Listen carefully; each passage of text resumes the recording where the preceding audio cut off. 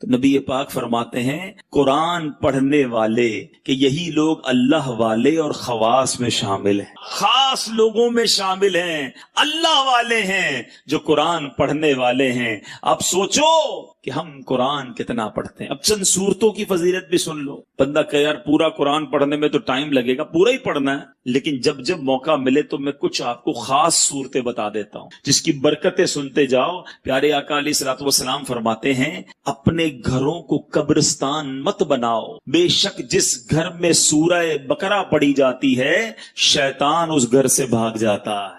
جب جب 2.5 پارے ہیں، 2.25 پارے ہیں، اگر صحیح پڑھنا ہے تو 1 گھنٹے میں ہو جاتی ہے سورہ بقرہ، 1 گھنٹہ نہیں ہے۔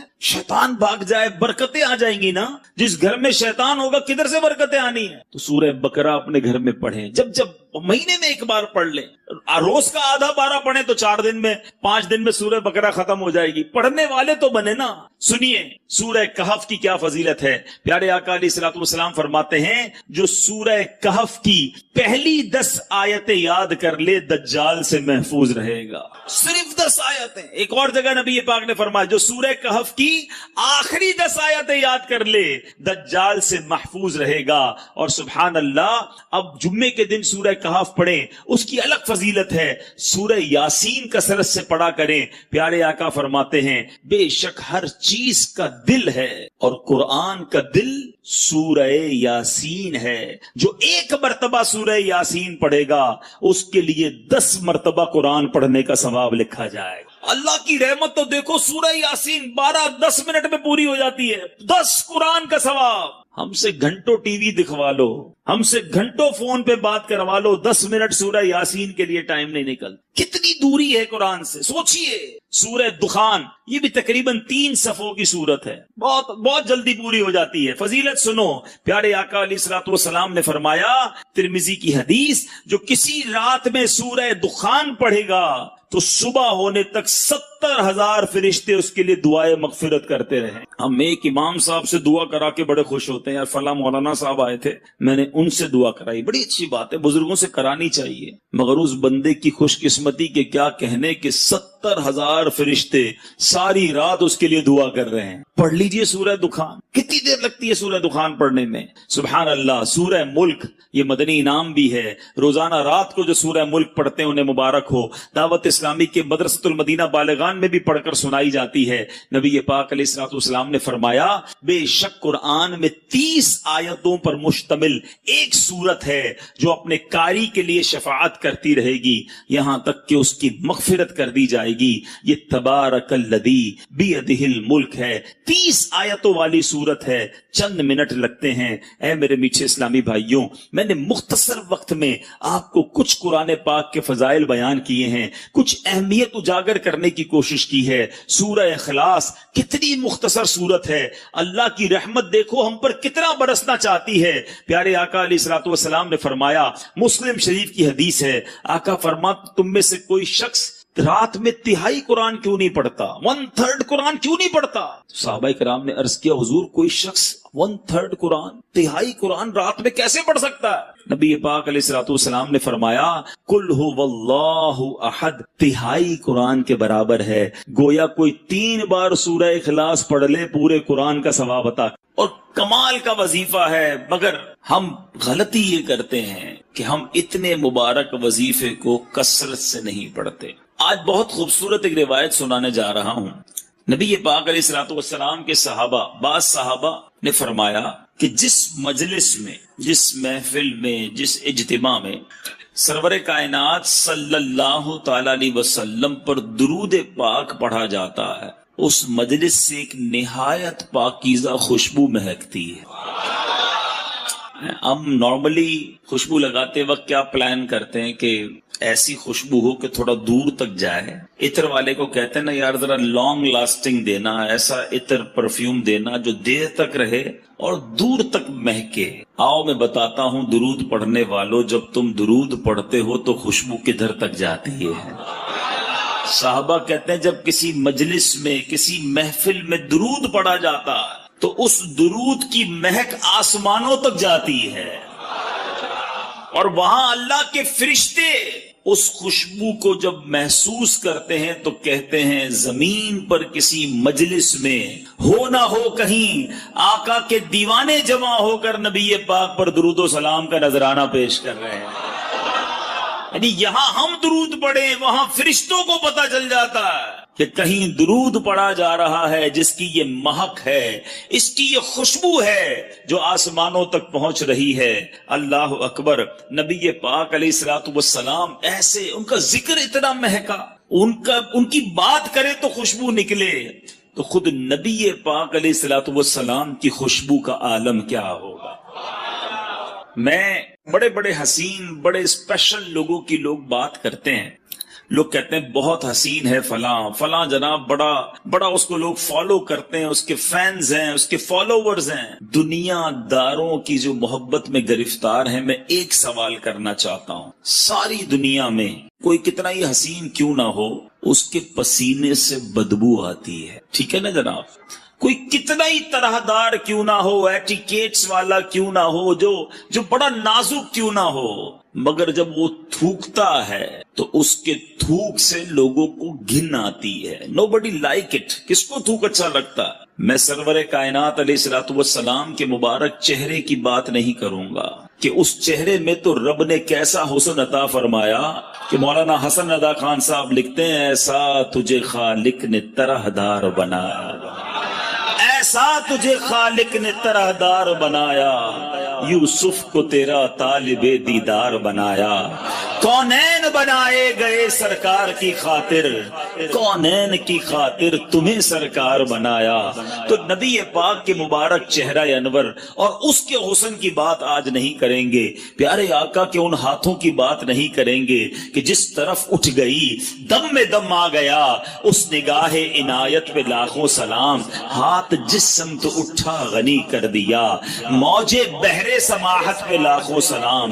ہم اس کی بھی بات نہیں کریں گے. پیارے آقا کے مبارک دور و نزدیک کے سننے والے وہ کان لالے کرامت پہ لاکھوں سلام، اس کی بھی بات نہیں کرتے، بلکہ ہم صرف ان دو چیزوں کی بات کرتے ہیں کہ جس سے عموماً لوگ دور بھاگتے ہیں. میں اور آپ پرفیوم کیوں لگاتے ہیں، عطر کیوں لگاتے ہیں؟ کہ میرے اور آپ کے پسینے سے کسی کو بدبو نہ پہنچے. ایسا ہی ہے نا، بندہ اپنے پسینے سے کسی اور کو تکلیف نہ ہو، اچھی بات ہے، سنت کی نیت بھی ہو اور یہ بھی ساتھ نیت ہو کہ میری وجہ سے کسی مسلمان کو تکلیف نہ ہو، عطر لگانے کا بھی ثواب ملے گا. لیکن آج بتاتا ہوں میرے آقا کا پسینہ کیسا تھا، نبی پاک کا لعاب دہن کیسا تھا. We just talk about these two things. ہم فقط ان دو چیزوں کی آج بات کرتے ہیں، ذرا غور کیجئے. باقی نبی پاک کے کمالات تو بیان ہی نہیں کر سکتے نا. بڑے بڑے علماء نے کوشش کی، عاشقوں کے امام نے بھی قلم اٹھایا، جس نے بھی کوشش کی وہ عاجز ہو گیا، حیران ہو گیا. کیا خوب لکھتے ہیں اعلیٰ حضرت، سرور کہوں کہ مالک و مولا کہوں تجھے، باغ خلیل کا گل زیبا کہوں تجھے. آقا تیرے تو وصف عیب تناہی سے ہے بری، حیران ہوں میرے شاہ میں کیا کیا کہوں تجھے. آج اس شعر کا مطلب بھی تھوڑا سا سمجھ لو. عیب تناہی، علماء بیٹھے ہیں ماشاءاللہ، یہ کیا ہے، اس کے پیچھے کیا لکھا ہے اعلیٰ حضرت نے. مثال کے طور پہ اگر آج میں آپ سب کو کاغذ بھی دے دوں، قلم بھی دوں، اور کہوں ذرا لکھو کسی پرسنل، جس شخصیت سے آپ پیار کرتے ہیں اس کے اوصاف لکھیں، اس کی خوبیاں لکھیں. آپ لکھنا شروع کریں گے، 10 لکھ دیں گے، 15 لکھ دیں گے، 50 لکھ دیں گے. اس کے بعد آپ مجھے سارے ہی قلم کاغذ واپس دے دیں گے کہ بھائی آپ نے کیا لکھا. آپ لکھیں گے بڑا حسین ہے، خوبصورت ہے، ملنسار ہے، مسکراتا ہے، مدد کرتا ہے، خیال کرتا ہے، حوصلہ بڑھاتا ہے. 10 15 20 پھر رک جائے گی نا قلم، اسٹاپ. آپ کہیں گے جناب یہ جس سے میں پیار کرتا ہوں نا یہ اس کی تعریف ہے. اعلیٰ حضرت کہتے ہیں یہ جو چیز ختم ہو جاتی ہے نا، تعریف رک جاتی ہے، تعریف اینڈ ہو جاتی ہے، یہ بھی تو ایک عیب ہے. تناہی اینڈ ہو جانا. اعلیٰ حضرت کہتے ہیں نبی پاک کی ذات وہ ہے جن کے اوصاف ختم ہی نہیں ہوتے ہیں. 1400 سال سے زیادہ وقت گزر گیا ہے، آج تک لکھنے والے لکھ رہے ہیں۔ بات ہے کہ پوری نہیں ہو رہی ہے، بات ہے کہ ختم ہی نہیں ہو رہی ہے۔ امام لکھتے ہیں تیرے تو وصف عیب تناہی سے ہیں بری، حیران ہوں میرے شاہ میں کیا کیا کہوں تجھے، لیکن رضا نے ختم سخن اس پہ کر دیا، خالق کا بندہ خلق کا آقا کہوں تجھے۔ تو نبی پاک علیہ الصلوۃ والسلام کی فقط ان دو چیزوں کی بات کرتے ہیں۔ آپ نے ذکر مصطفیٰ درود پاک کے بارے میں سنا نا کہ آقا کا ذکر کرو تو آسمان تک خوشبو جاتی ہے، کیوں نہ خوشبو جائے۔ نبی پاک خود کتنے مہکے مہکے، اللہ اکبر۔ میرے آقا جس گلی سے گزر جاتے ہیں نا، جس گلی سے نبی پاک گزر جاتے وہ سڑک مہک جایا کرتی، وہ گلی خوشبودار ہو جایا کرتی۔ صحابہ کرام کو جب نبی پاک کو تلاش کرنا ہوتا کسی سے پوچھتے نہ تھے کہ نبی پاک کہاں گئے ہیں، سڑک کے کنارے کھڑے ہوتے، خوشبو بتا دیتی کہ آقا گزر کر گئے ہیں۔ اور اسی بات کو بریلی کے تاجدار نے، امام عشق و محبت نے کیا خوبصورت انداز میں لکھا، فرماتے کیا مہکتے ہیں مہکنے والے، لگا لو خوشبوئیں جتنی لگانی ہے، مہکنے والوں سنو کیا مہکتے ہیں مہکنے والے، بو پہ چلتے ہیں بھٹکنے والے ہیں، امبر زمین۔ اعلیٰ حضرت کہتے ہیں بتاؤں نبی پاک جس سڑک سے جس گلی سے گزرتے وہ گلی پہچانی کیسی جاتی؟ کہتے ہیں امبر زمین، عبیر ہوا، مشک تر غبار۔ آقا جس گلی سے گزرتے زمین امبر کی ہو جاتی، ہوا عبیر ہو جاتی، اور غبار جو تھا مٹی جو ہے وہ مشک جیسی ہو جاتی۔ امبر زمین، عبیر ہوا، مشک تر غبار، ادنا سی یہ شناخت تیری۔ جو ہے وہ ایک صحابی آئے نبی پاک علیہ الصلوۃ والسلام کی بارگاہ میں، کہا حضور بچی کی شادی ہے اور خوشبو درکار ہے۔ پیارے آقا علیہ الصلوۃ والسلام نے فرمایا کل آنا، ایک کھلے منہ والی شیشی لانا، ساتھ ایک لکڑی کا ٹکڑا بھی لے آنا۔ صحابی دوسرے دن پہنچ گئے، نبی پاک علیہ الصلوۃ والسلام نے انہی صحابی کے سامنے، دیکھو یہ عشق کا امتحان دیکھو، انہی صحابی کے سامنے اپنے مبارک ہاتھوں سے پسینہ نکالنا شروع کیا اور اس شیشی کے اندر بھرنا شروع کیا۔ مانگا عطر ہے اور دیا پسینہ جا رہا ہے، مگر صحابی کا بلیف دیکھو، یقین دیکھو، عرض نہیں کیا کہ حضور بچی کی شادی ہے، عطر چاہیے، آپ پسینہ دے رہے ہیں۔ پیارے آقا نے جب شیشی بھر گئی فرمایا اپنی بیٹی کو کہنا جب خوشبو کی ضرورت ہو اس لکڑی کے ٹکڑے سے اس عطر کو، اس پسینے کو اپنے جسم پر لگا لیا کرے۔ صحابی بیٹی کے پاس لے کر کے، دلہن ہے، میری اسلامی بہنیں سوچیں، عشق دیکھو، آج دلہن کے نخرے ہی ختم نہیں ہوتے، باپ قرضے میں چلا جائے، اس کی فرمائشیں ختم نہیں ہوتی ہیں۔ وہ بھی ایک دلہن تھی کہ باپ سے خوشبو مانگا تھا اور نبی پاک کا وہ پسینہ لے کر آئے۔ فرما بردار بیٹی نے کوئی اعتراض نہ کیا کہ بابا جان آج تو شادی کا دن ہے، خوشبو درکار ہے، اگر نبی پاک نے اپنا پسینہ بھیجا ہے تو یہی کمال ہوگا، یہی بہتر ہوگا۔ اس دلہن نے پسینہ لگانا شروع کیا۔ آج میں اور آپ عطر لگائیں دوسرے کمرے میں خوشبو نہیں جاتی۔ آؤ بتاؤں میرے آقا کے پسینے نے کیا کمال کیا۔ علماء موجود ہیں، حدیث کی کتابوں میں یہ الفاظ ہیں کہ جیسے ہی اس دلہن نے پسینہ ملا پورے مدینے میں اس کی خوشبو پھیلنا شروع ہو گئی۔ وہ جو گھر ہے جس گھر میں وہ دلہن رہتی تھی، وہ صحابی رہتے تھے، محلے کے اندر بیت المطیبین، خوشبوؤں والے گھر کے نام سے مشہور ہو گیا۔ اللہ اکبر، میرے آقا کا ایسا معجزہ ہو، اعلی حضرت کا قلم کیسے خاموش رہ سکتا ہے۔ عاشقوں کے امام لکھتے ہیں واللہ جو مل جائے میرے گل کا پسینہ، واللہ جو مل جائے میرے گل کا پسینہ، مانگے نہ کبھی عطر نہ پھر چاہے دلہن پھول۔ ارے آقا کا پسینہ مل جائے تو نہ دلہن کو پھول چاہیے نہ دلہن کو جناب عطر چاہیے۔ اب یہ تمام باتیں سنتے ہیں نا تو ایمان تازہ ہو جاتا ہے کہ کیا منظر ہوتا ہوگا۔ آقا جس گلی سے گزرتے ہوں گے صحابہ ہاتھ باندھے باندھے پیچھے چلتے ہوں گے، خوشبوئیں بھی سونگتے ہوں گے۔ 1400 سال پرانی بات ہے، مگر سچی بات بتاؤں آج بھی، ہاں جو مدینے شریف گئے ہیں نا، وہ میری بات مانیں گے۔ آج بھی اگر کوئی عاشق رسول مدینے چلا جائے، نبی پاک کے مبارک تھوک مبارک کی بات کریں، اللہ اکبر، پیارے آقا کی بارگاہ میں اہل مدینہ آتے، دور دور سے لوگ آتے، کہتے حضور ہمارے کنویں کا پانی کھارا ہے۔ آپ کے یہاں بھی کبھی بورنگ میں کھارا پانی نکل آئے؟ اب تو آرو پلانٹ وغیرہ سنائے لگتے ہیں، لیکن پھر بھی ویسا میٹھا نہیں ہوتا۔ سنو صحابہ کے پاس کون سا پلانٹ تھا؟ کھارا کنواں میٹھا کرنا ہوتا تو کہاں جاتے تھے؟ نبی پاک کے در پر آتے تھے، انہیں پتا تھا جو مانگو آقا عطا فرماتے ہیں۔ واہ کیا جود و کرم ہے شہ بطحا تیرا، نہیں سنتا ہی نہیں مانگنے والا تیرا۔ تو آقا علیہ الصلوۃ والسلام کی بارگاہ میں آئے، آ کر عرض کرتے حضور پانی کھارا ہے، ہمارے کنویں کا پانی کھارا ہے۔ نبی پاک کلی فرما کر، کبھی کلی فرما کر پانی دے دیتے، کبھی خود تشریف لے جا کر کنویں پر کلی فرماتے۔ آقا کا کلی کیا ہوا پانی، کیونکہ اس میں لعاب مصطفیٰ صلی اللہ تعالی علیہ وسلم مل جاتا تھا، جب وہ کنویں میں ڈالا جاتا کھاری کنواں میٹھا ہو جایا کرتا۔ اعلیٰ حضرت لکھتے ہیں نا، جس سے خاری کنویں شیرائے جہاں بنے، جس سے خاری کنویں شیرائے جہاں بنے، اس زلال حلاوت پہ لاکھوں سلام۔ آقا کی زبان سے جو چیز ٹچ ہو جاتی، جو لعاب لگ جاتا۔ ایک صحابی، ان کا نام ہے حضرت عتبہ بن فرقد رضی اللہ تعالیٰ۔ آپ کی 4 بیویاں تھیں، 4 ازواج تھیں۔ آپ کی بیویاں، آپ کی ازواج سوچتی کہ حضرت عتبہ خوشبو کون سی لگاتے ہیں، وہ بڑی مہنگی مہنگی خوشبو لگاتی، مگر حضرت عتبہ کی خوشبو سے آگے نہ بڑھ پاتی۔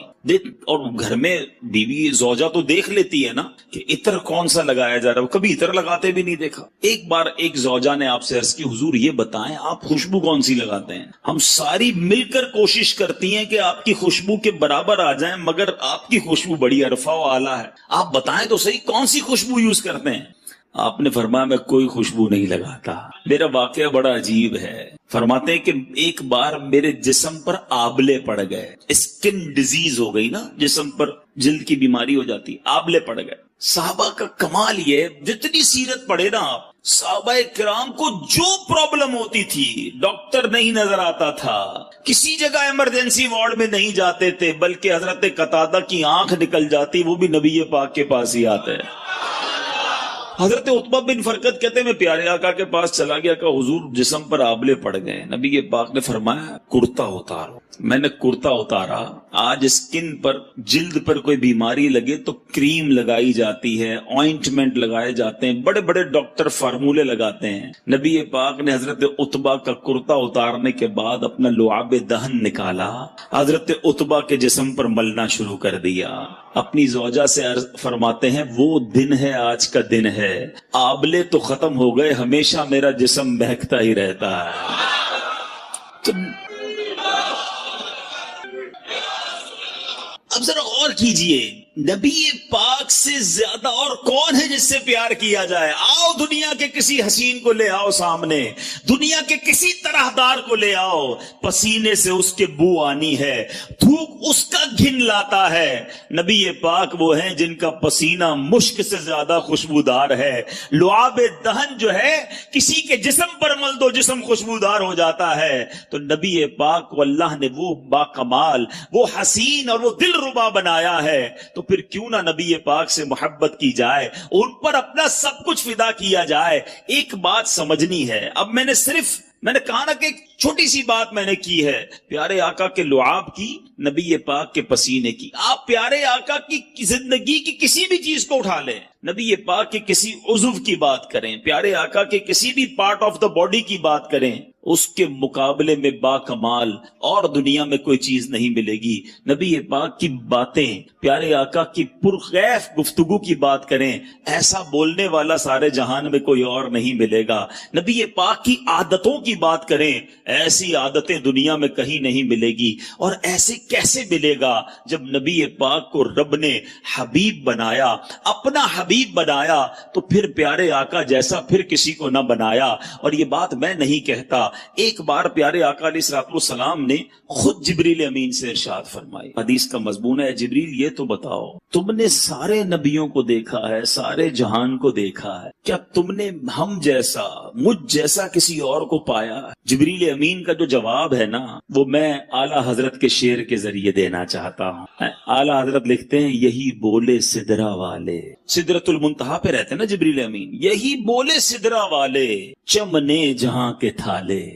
آقا ہم نے ساری دنیا کو دیکھا، ساری دنیا کو چھان ڈالا، یہی بولے سدرا والے چمنے جہاں کے تھالے، سبھی میں نے چھان ڈالے، تیرے پائے کا نہ پایا، تجھے یک نے یک بنایا. آقا رب نے آپ جیسا کسی کو نہیں بنایا. اب آؤ بتاتا ہوں، جب جبریل امین نے نبی پاک جیسا کسی کو نہیں دیکھا نا، تو پھر نبی پاک سے اٹیچمنٹ کیسی ہو گئی، پیارے آقا سے محبت کیسی ہو گئی. سارے نبیوں کے پاس گئے ہیں، مگر تفاسیر کی کتابوں میں سبحان اللہ لکھا، حضرت آدم علیہ الصلوۃ والسلام کے پاس جبریل امین 12 مرتبہ حاضر. کتنی بار؟ حضرت سیدنا ادریس علیہ الصلوۃ والسلام کے پاس 4 مرتبہ حاضر ہوئے. حضرت سیدنا نوح علیہ نبینا علیہ الصلوۃ والسلام کے پاس 50 مرتبہ حاضر ہوئے. حضرت سیدنا ابراہیم علیہ الصلوۃ والسلام کے پاس 42 ٹائمز 42 بار حاضر ہوئے. حضرت سیدنا موسیٰ کلیم اللہ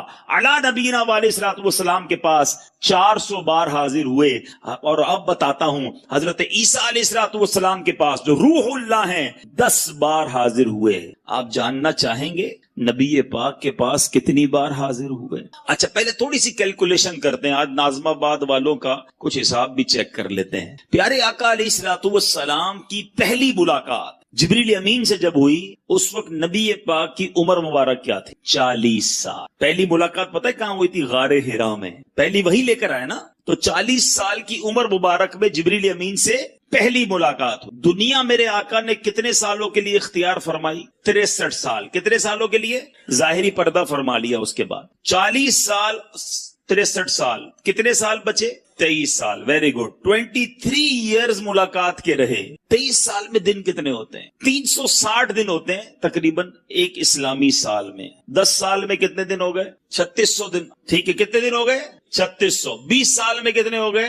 7200. ٹھیک ہے، مزید 3 سال کے 1000 دن گن لیں تو 8200 8300 دن بنتے ہیں. 8300 اپروکسیمیٹلی 8280 بنتے ہیں. ٹھیک ہے، یہ بہت مزیدار بات ہے، یاد کر لو گے ایمان تازہ ہو جائے گا. 8280 دن ہیں میرے آقا کی ظاہری حیات کے پہلی ملاقات سے لے کر دنیا سے پردہ فرمانے تک. اور جو ماشاءاللہ سیرت پڑھتے ہیں انہیں پتا ہے کہ کئی دن اس میں ایسے گزرے کہ کئی دن تک جبریل امین حاضر نہیں ہوئے. بہت سارا گیپ بھی آیا. اگر 8280 دن بھی گن لینا تو جبریل امین کتنی بار آئے؟ علماء بتاتے ہیں 24000 بار نبی پاک کی بارگاہ میں حاضری دی. کیوں؟ وجہ کیا تھی؟ بڑا معمہ ہے. کسی کے پاس 42 بار، کسی کے پاس 100 بار، کسی کے پاس 12 بار، 24000 بار. ایوریج تو نکالو. 8000 دن میں 24000 بار کا مطلب یہ بنتا ہے کہ روزانہ 3 بار. اور کدھر سے آتے تھے؟ برابر گلی سے نہیں، سدرۃ المنتہا. ڈسٹینس کتنا ہے سدرۃ المنتہا کا؟ یہ بھی حدیث بتاتی ہے. احادیث میں یہ مضمون موجود ہے کہ زمین سے پہلے آسمان کا فاصلہ 500 سال، پہلے آسمان سے دوسرے آسمان کا فاصلہ 500 سال. گنتے چلے جائیں 3500 سال لگیں گے 7ویں آسمان تک پہنچنے کے لیے. اور اس کے بعد سدرۃ المنتہا اس کے اوپر ہے. اتنا دور سے روزانہ یعنی اپروکسیمیٹلی روزانہ اوسطاً 3 سے زیادہ بار نبی پاک کے پاس آنا. وجہ کیا ہے؟ اتنا سفر کیوں کیا؟ اور انبیاء کے پاس تو تھوڑی بار گئے. بات یہ ہے ہمارے پاس جواب اگر ہمیں ڈھونڈنا ہوتا ہے تو کبھی اعلیٰ حضرت کی بارگاہ میں حاضری دیتے ہیں. آؤ آج برادر اعلیٰ حضرت سے پوچھتے ہیں. شہنشاہ سخن لکھتے ہیں بے لکھائے یار ان کو چین آ جاتا اگر. کہتے بات یہ ہے نبی پاک کو پہلی بار دیکھا اس کے بعد چین ہی نہیں آتا تھا. آقا سے ملے بغیر قرار ہی نہیں آتا تھا. بے لکھائے یار ان کو چین آ جاتا اگر بار بار آتے نہ یوں جبریل سدرہ چھوڑ کر، سدرۃ المنتہا چھوڑ کر بار بار اس لیے آنا ہے کہ نبی پاک کا جلوہ دیکھنا ہے۔ کیوں کہ ایسے یہی بولے سدرہ والے، چمنے جہاں کے کھالے سبھی میں نے چھان ڈالے، آقا تیرے پائے کا نہ پایا تجھے یک نے یک بنایا۔ نبی پاک کے دیدار کے بغیر انہیں چین ہی نہ آتا تھا۔ تو یہ مرتبہ ہے نبی پاک علیہ الصلوۃ والسلام کا، یہ مقام ہے سرور کائنات علیہ الصلوۃ والسلام کا۔ ایک چھوٹا سا اشارہ دے کر مزید آگے چلتا ہوں۔ جبریل امین 3500 سال کا ڈسٹنس روز 3 بار کر لیں، اسپیڈ کتنی ہوگی، رفتار کتنی تھی کہ پلک جھپکتے میں آتے، پھر جاتے، پھر آ جاتے۔ تو جب جبریل امین کی رفتار کا عالم یہ ہے تو جبریل کے آقا کی رفتار کا عالم کیا ہو۔ تو معراج کی شب اگر میرے آقا تھوڑی ہی دیر میں سارا سفر کر کے تشریف لے آئے تو کوئی تعجب کی بات نہیں ہے، بلکہ اس وقت تو کنڈی بھی ہلتی رہی، بستر بھی گرم تھا۔ علماء بڑا پیارا عشق بھرا جواب دیتے ہیں کہ جناب اتنا سارا سفر ہوا، ابھی واپس آئے تو بستر گرم ہے، کنڈی بھی ہل رہی ہے، سفر تو بہت طویل تھا، یہ کیسے ہو گیا؟ تو علماء عشق بھری زبان میں جواب دیتے ہیں کہ بات یہ ہے کہ آج دنیا میں بھی آپ کی میری گھڑی سے سیل نکال لیں تو گھڑی رک جائے گی نا، سیل ڈالیں تو پھر چلنا شروع ہو جائے گی۔ علماء کہتے ہیں آقا سارے جہان کی جان ہیں، جب جان ہی چلی گئی تھی تو جہان رک گیا تھا، نبی پاک تشریف لائے دنیا پھر چلنا شروع ہو گئی۔ وہ جو نہ تھے تو کچھ نہ تھا، وہ جو نہ ہو تو کچھ نہ ہو، جان ہے وہ جہان کی، جان ہے تو جہان ہے۔ تو اے میرے میٹھے اسلامی بھائیوں، سبحان اللہ، میرے آقا کی تعریف بیان ہو۔ مجھ سے پہلے ناتخواں تعریف کر رہے تھے، وہ نظم میں بیان کر رہے تھے، میں نثر میں بیان کر رہا ہوں۔ جتنا سنے ایمان تازہ ہوتا ہے۔ اللہ مجھے اور آپ کو ہمیشہ پیارے آقا کے گن گانے والا بنائے، نبی پاک کے چرچے بلند کرتے والا بنائے، اور یہ زندگانی اسی میں گزر جائے۔ دمے واپسی تک تیرے گیت گاؤں، محمد ممجد پکارا کروں میں، میرا دین و ایمان فرشتے جو پوچھیں آقا تمہاری ہی جانب اشارہ کر۔ یعنی سارے معجزات کے علاوہ کچھ ایسے معجزات بھی دیے جو آپ سے پہلے کسی اور کو عطا نہ کیے۔ پیارے آقا نے چاند کے 2 ٹکڑے کیے، نبی پاک نے سورج کو واپس پلٹایا۔ ایسے ایسے معجزات ہیں کہ آج بھی سنے تو ایمان تازہ ہو جاتا ہے۔ مگر علماء بہت خوبصورت بات لکھتے ہیں، فرماتے ہیں جو نبی پاک کا مرتبہ ہے نا، اس مرتبے کے مطابق پیارے آقا علیہ الصلوۃ والسلام کے اسٹیٹس کے مطابق 2 ہی معجزات ہیں، باقی تو نارمل سی بات ہے۔ یہ چاند کے 2 ٹکڑے کرنا، سورج پلٹانا، یہ نبی پاک کا جو مرتبہ ہے نا رب کی بارگاہ میں، ان کے لیے نارمل ہے۔ 2 معجزات ایسے ہیں جو شان مصطفیٰ کو ظاہر کرتے ہیں۔ ایک معجزہ ہے معراج کی شب، نبی پاک جو رب کے دیدار کو تشریف لے گئے۔ ساری کائنات میں کسی نے رب کو نہیں دیکھا، یہ چھوٹی بات نہیں ہے، ذرا سمجھنے کی کوشش کریں۔ حضرت موسیٰ کلیم اللہ ہیں، اللہ سے کئی بار کلام کیا۔ ایک بار عرض کی مولا میں تجھے دیکھنا چاہتا ہوں، دیدار کرنا چاہتا ہوں۔ ارشاد ہوا لن ترانی، اے موسیٰ تم مجھے نہ دیکھ سکو گے۔ پھر عرض کی کوہ طور پر رب عز و جل نے اپنی تجلی کا نزول فرمایا، دیدار نہیں کروایا، تجلی کا نزول ہوا۔ اس تجلی، اس نور کی جو تجلی تھی، اس کی تاب نہ لا سکے، حضرت موسیٰ بے ہوش ہو گئے۔ یہاں التجا تھی یا اللہ دیکھنا ہے، وہاں سے منع ہوا لن ترانی۔ فرق دیکھیے گا، یہ کلیم اللہ ہیں۔ اب آؤ حبیب اللہ کی بات کرتے ہیں۔ 27ویں رجب ہے، آقا تم ام ہانی رضی اللہ تعالی عنہ کے گھر سو رہے تھے، آرام فرما رہے تھے۔ جبریل امین آئے، قدموں کو بوسہ دے کر عرض کیا حضور رب بلا رہا ہے۔ وہاں حضرت موسیٰ خود عرض کر رہے ہیں، یہاں بلایا جا رہا ہے۔ تبارک اللہ شان تیری، تجھی کو زیبا ہے بے نیازی، کہیں تو وہ جوش لن ترانی، کہیں تقاضے وصال کے تھے۔ یہاں بلایا جا رہا تھا۔ آپ ذرا غور کیجئے، ساری کائنات میں اور کوئی نہیں جس نے اپنی آنکھوں سے رب کا دیدار کیا ہو، یہ فقط میرے آقا کی شان ہے۔ یہ معجزہ ہے نبی پاک کا جو سرکار علیہ الصلوۃ والسلام کے مرتبے کے مطابق ہے، اور اسی بات کو ہم صلاۃ و سلام میں کئی بار سنتے ہیں۔ آج اس بات کو سمجھنے کے بعد پڑھو تو اور لطف آئے گا۔ شاعر لکھتے ہیں نا، قصہ طور و معراج سمجھے کوئی، ٹرائی ٹو انڈرسٹینڈ ڈفرنس، دیکھو طور اور معراج، قصہ طور و معراج سمجھے کوئی، فرق مطلوب و طالب کا دیکھے کوئی۔ ایک طرف التجا تھی، طالب تھے حضرت موسیٰ، اور یہاں حبیب پاک مطلوب ہیں۔ فرق مطلوب و طالب کا دیکھے کوئی بے ہوش جلووں میں گم ہے کوئی۔ وہاں وہ بے ہوش ہو گئے اور آقا جلووں میں گم ہے۔ کوئی بے ہوش جلووں میں گم ہے کوئی، کس کو دیکھا یہ موسیٰ سے پوچھے کوئی۔ آنکھ والوں کی ہمت پہ لاکھوں سلام۔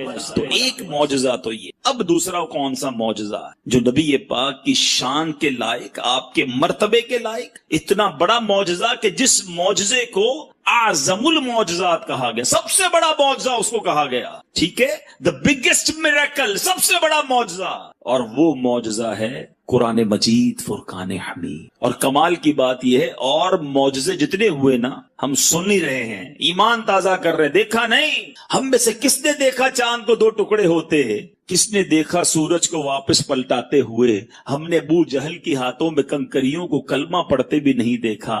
ہم نے حدیبیہ کے مقام پر نبی پاک کی مبارک انگلیوں سے فوارے جاری ہوتے بھی نہیں دیکھے۔ یہ تو صحابہ تھے جو اپنی آنکھوں سے شب و روز معجزات دیکھتے، کبھی شجر سلام کرتے، کبھی حجر سلام کرتے، کبھی اونٹ آ کر سجدہ کرتا، نبی پاک سے جناب کبھی جانور کلام کرتے، صبح و شام صحابہ یہ معجزات دیکھتے۔ ہم فقط سن رہے ہیں، سننے میں اتنا لطف آتا ہے، دیکھنے کا عالم کیا ہوگا۔ ہر کوئی فدا ہے بن دیکھے، دیدار کا عالم کیا ہوگا۔ مگر اے عاشقان رسول، مدنی چینل کے ناظرین، سب سے بڑا جو معجزہ ہے وہ ہمارے درمیان ہے۔ جی ہاں، وہ تو ہم دیکھ سکتے ہیں نا، ہم اسے تو محسوس کر سکتے ہیں، اس کی برکتیں تو لوٹ سکتے ہیں۔ قرآن کا اعجاز دیکھو، آج بھی 1400 سال سے زیادہ عرصہ گزر گیا ہے، زبر زیر پیش کا فرق نہیں آ سکتا۔ رب نے اپنی کتاب کی حفاظت کا ذمہ خود لیا ہے۔ دنیا کی ایک کتاب آپ کو بڑی پسند ہو، بہت پڑھاکو آدمی کوئی ہو کہ مجھے کتاب بڑی پسند ہے، کتنی بار پڑھو گے؟ 2 بار، 4 بار، 5 بار، 6 بار، پھر آپ کہو گے یار بہت پڑھ لیا، بور ہو گیا، لائبریری میں رکھ دو۔ قرآن کا اعجاز یہ ہے، 1000 بار پڑھو، ہر بار نیا لطف دیتا ہے۔ قرآن سے جی نہیں بھرتا، قرآن سے دل نہیں اکتاتا۔ ارے بندے کو عربی نہ آئے، صحیح قرآن پڑھنے والا مل جائے، قاری پڑھتا رہے، بندہ رونا شروع کر دیتا۔ یہ وہ چاشنی ہے، یہ وہ نور ہے، یہ وہ رکت ہے جو قرآن اپنا اعجاز آج بھی دکھاتا ہے۔ یہ پیارے آقا کا معجزہ آج بھی میں اور آپ اپنی آنکھوں سے دیکھ سکتے ہیں۔ 5-6 سال کا بچہ ہوتا ہے، اپنے گھر کی زبان سیدھی بولنا نہیں آتی، مگر پورا قرآن اسے زبانی یاد ہو جاتا ہے۔ یہ قرآن کا کمال نہیں تو کیا ہے، ہمارے سامنے ہے۔ اور کتنے فضائل ہیں قرآن کے، کتنی حدیثیں ہیں قرآن کی جناب فضائل کے اندر، مگر آج ہمارے پاس قرآن پڑھنے کا ٹائم نہیں۔ اے میلاد منانے والوں، نبی پاک سے محبت کرنے والوں، مجھے بتائیے کہ پیارے آقا کا یہ معجزہ، یہ رب کا کلام ہمارے درمیان ہے، مگر ہم میں سے کون قرآن پڑھتا ہے؟ اور قرآن اگر پڑھے نا اور اس کو سمجھے بھی، اللہ اکبر، ایسے ایسے واقعات ہیں، ایسی ایسی اس کی سبحان اللہ آیتیں ہیں، اگر انڈرسٹینڈ کرنا شروع کریں تو بندے کا ایمان تازہ ہو جاتا ہے کہ رب نے کیا کیا ہمارے لیے ارشادات فرمائے ہیں۔ مگر آج صبح اٹھ کے نیوز پیپر پڑھنے کا ٹائم ہے، رات سوتے ہوئے خبریں دیکھنے کا ٹائم ہے، موبائل فون کے سارے میسج پڑھیں گے، جتنے واٹس ایپ ہیں سارے چیک کریں گے، مگر پورے دن میں قرآن نہیں پڑھیں گے۔ بتائیے یہ کیسی نبی پاک سے محبت ہے؟ قرآن سے دور رہ کر زندگی اچھی نہیں۔ میں آپ کو انشاءاللہ حدیثیں سناؤں گا کہ جس نبی علیہ الصلوۃ والسلام کا میلاد منانے جمع ہوئے ہیں، ارے میلادی جو ہے وہ قاری بھی ہونا چاہیے، اس کو قرآن بھی صحیح پڑھنا آنا چاہیے اور قرآن سے اس کی پکی دوستی بھی ہونی چاہیے کہ جس نبی کا میلاد بنایا میرے آقا پر قرآن نازل ہوا، ان کے سینہ اطہر کو اللہ نے ایسی طاقت دی، کیونکہ قرآن خود فرماتا ہے ہم قرآن کو کسی پہاڑ پر اتارتے خوف الہی سے وہ ریزہ ریزہ ہو جاتا۔ اللہ تبارک و تعالی نے قلب مصطفیٰ کو یہ طاقت عطا فرمائی کہ ان کے سینے پر قرآن نازل ہوا۔ جس نبی سے تمہیں محبت ہے انہوں نے یہ تحفہ ہمیں دیا ہے۔ اے اللہ میں حاضر ہوں، تیرا بندہ ہوں، تو نے پیدا کیا، تو نے رزق دیا، تو نے ہمیں صحت دی، تو نے سب کچھ دیا، ایمان کی دولت تو نے دی۔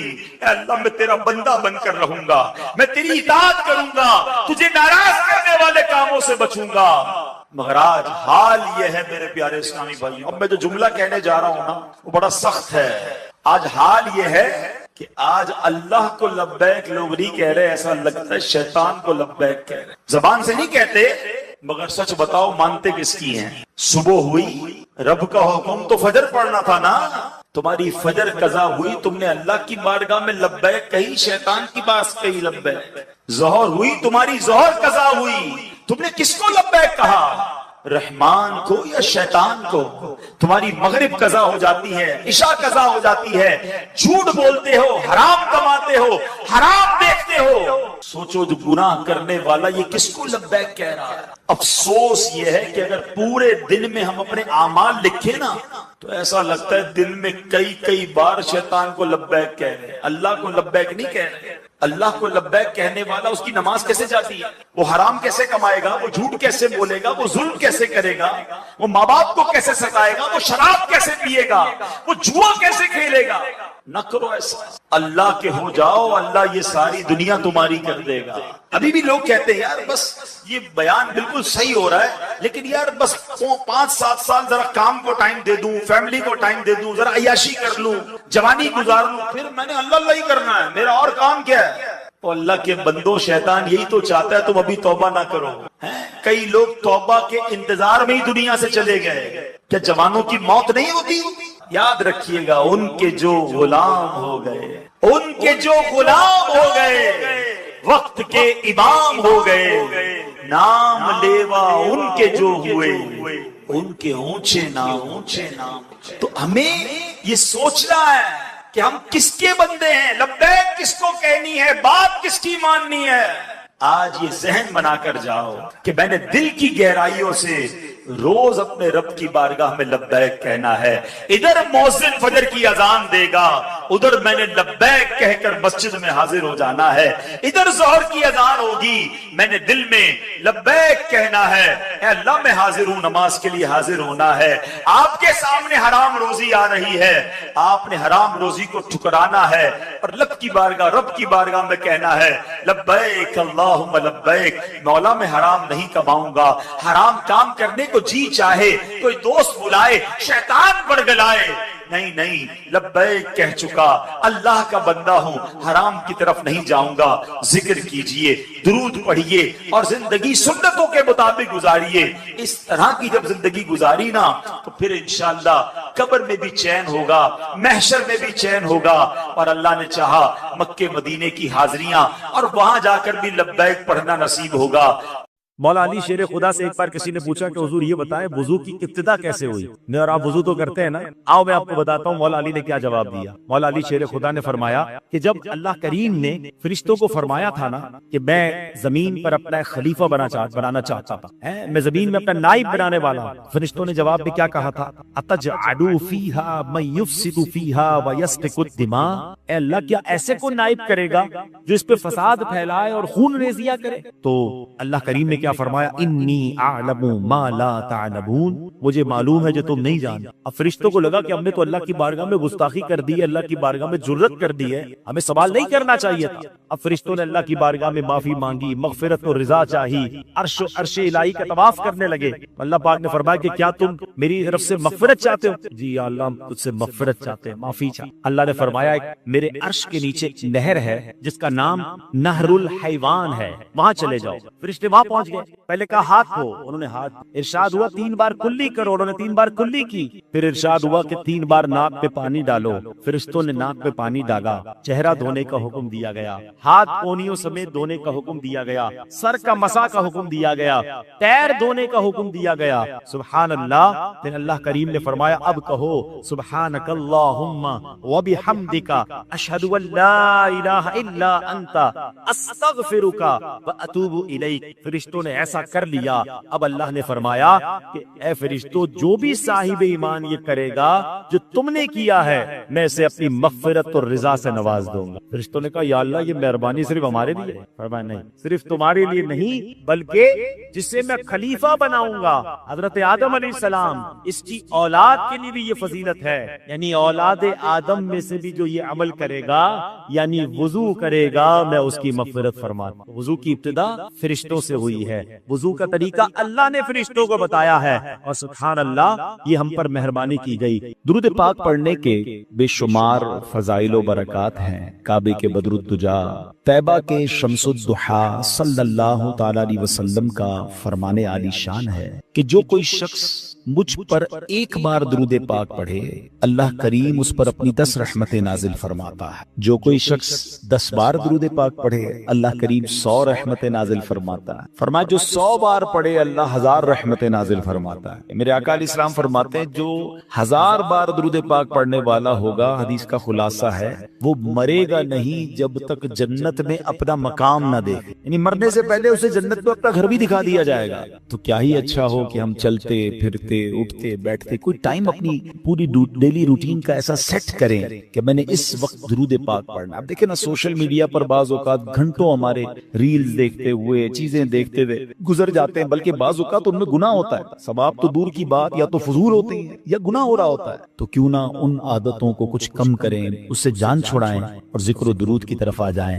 اللہ مجھے بھی اور آپ کو بھی اپنا اور اپنے حبیب علیہ الصلوۃ والسلام کا کثرت سے ذکر کرنے کی توفیق عطا فرمائے. محبت کے ساتھ با آواز بلند درود پاک پڑھ لیں. صلو علی الحبیب. آج میں نے ایک بڑی کمال کی ایک سنت آپ کے سامنے پیش کرنی ہے، اور نارملی دیکھا یہ گیا ہے کہ اس سنت سے بہت سارے لوگ اب دور ہو گئے. حالانکہ یہ اتنی پیاری سنت ہے، بغیر محنت بغیر کوشش کے نیکیوں کا انبار لگ جاتا ہے. اتنی نیکیاں اور آپ اتنے بڑے بڑے انعامات کے حقدار بن جاتے ہیں. وہ سنت کون سی ہے میں انشاءاللہ بیان کرتا ہوں. مگر امام محمد بن محمد غزالی علیہ رحمت اللہ الوالی نے ایک بڑا پیارا واقعہ اپنی کتاب مکاشفۃ القلوب میں لکھا. مکاشفۃ القلوب بڑی پیاری کتاب ہے. واقعہ کیا تھا کہ ایک شخص نے ایک غلام خریدا. آج کے دور میں تو کسی کو گھر میں ملازم رکھنا ہو تو وہ نوکری پہ جاب پہ رکھتا ہے نا. پہلے ایسا نہیں ہوتا تھا، پتہ پہلے غلام خریدے جاتے. انہوں نے غلام خریدا.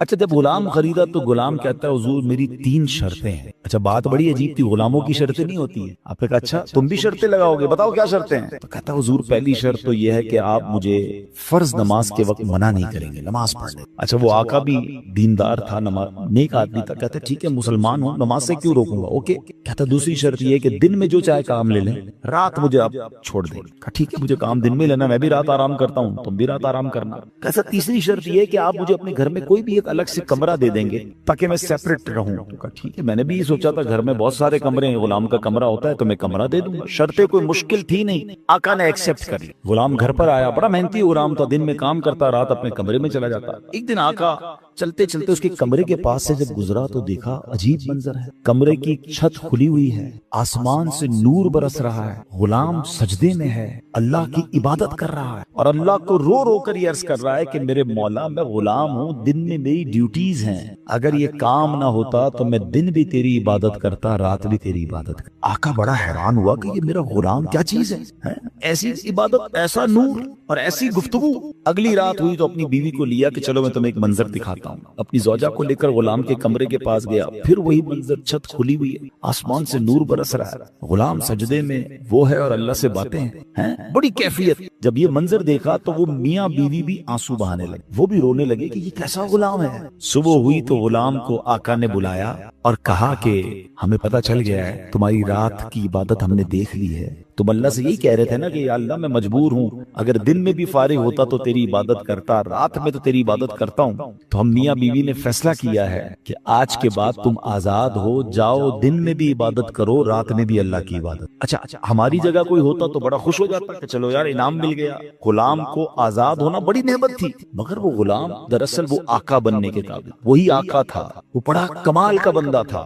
وہ پتہ کیا کہتا ہے، جب آقا نے کہا نا مجھے پتہ چل گیا تم رات کیا کرتے ہو اور اس وجہ سے میں تمہیں آزاد کرتا ہوں، تو وہ غلام اللہ کی بارگاہ میں کہتا ہے یا صاحب السر ان السر قد ظہر، اے راز رکھنے والے مولا، اے صاحب راز تو کھل گیا، ولا اريد حیاتی بعد مشتہرا، اے اللہ میں اب راز کھلنے کے بعد زندہ نہیں رہنا چاہتا۔ اور یہ کہا اور اس کی روح نکل گئی، اس زمین پہ باڈی آتی ہے اور وہ انتقال کر جائے۔ اے میرے پیارے اسلام، اب غور کیجئے، اس واقعے سے بہت سارے لیسن ملیں گے۔ جو میں نے کہا تھا نا کہ نبی پاک کی ایک سنت بیان کرنی ہے، وہ سنت کون سی ہے؟ وہ سنت ہے ذکر الہی۔ میرے آقا خوب اللہ کا ذکر کرتے، کتنا ذکر کرتے تھے، آپ کو میں اندازہ کرواتا ہوں، آپ کو اندازہ ہو جائے۔ نبی پاک سونے سے پہلے اللہ کا ذکر، جاگنے کے بعد اللہ کا ذکر، کھانے سے پہلے اللہ کا ذکر، کھانے کے بعد اللہ کا ذکر، پیارے آقا گھر سے نکلتے ہوئے اللہ کا ذکر، گھر میں داخل ہوتے ہوئے اللہ کا ذکر، قدم قدم پر اللہ کا ذکر۔ کیسے؟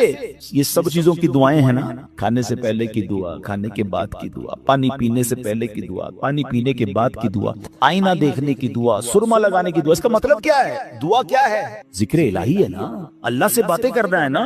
نبی پاک قدم قدم پر اللہ کو یاد کرتے، سورج گرہن کی دعا، چاند گرہن کی دعا، بارش برس رہی ہے پھر دعا، بادل گرج رہے ہیں پھر دعا، قدم قدم پر دعائیں، کتنا اللہ کا ذکر کرتے تھے۔ اور آج بتاؤ پورا پورا دن گزر جاتا ہے، ہم کتنا اللہ کا ذکر کرتے؟ یہ غلام کتنا اللہ کا ذکر کرتا تھا کہ رات بھر اللہ کی عبادت ہے، اور تمنا کیا ہے؟ مولا دن بھی مل جاتا تو دن بھی تیری عبادت کرتا، دن بھی تجھے یاد کرتا، دن بھی تیرا ذکر کرتا۔ ذکر الہی پر میں انشاءاللہ آگے بات کرتا ہوں، مگر اس واقعے سے ایک اور بڑا کمال کا میسج مل رہا ہے۔ اس غلام کی عبادت لوگوں کو پتہ چل گئی ہے، اس کا راز کھل گیا۔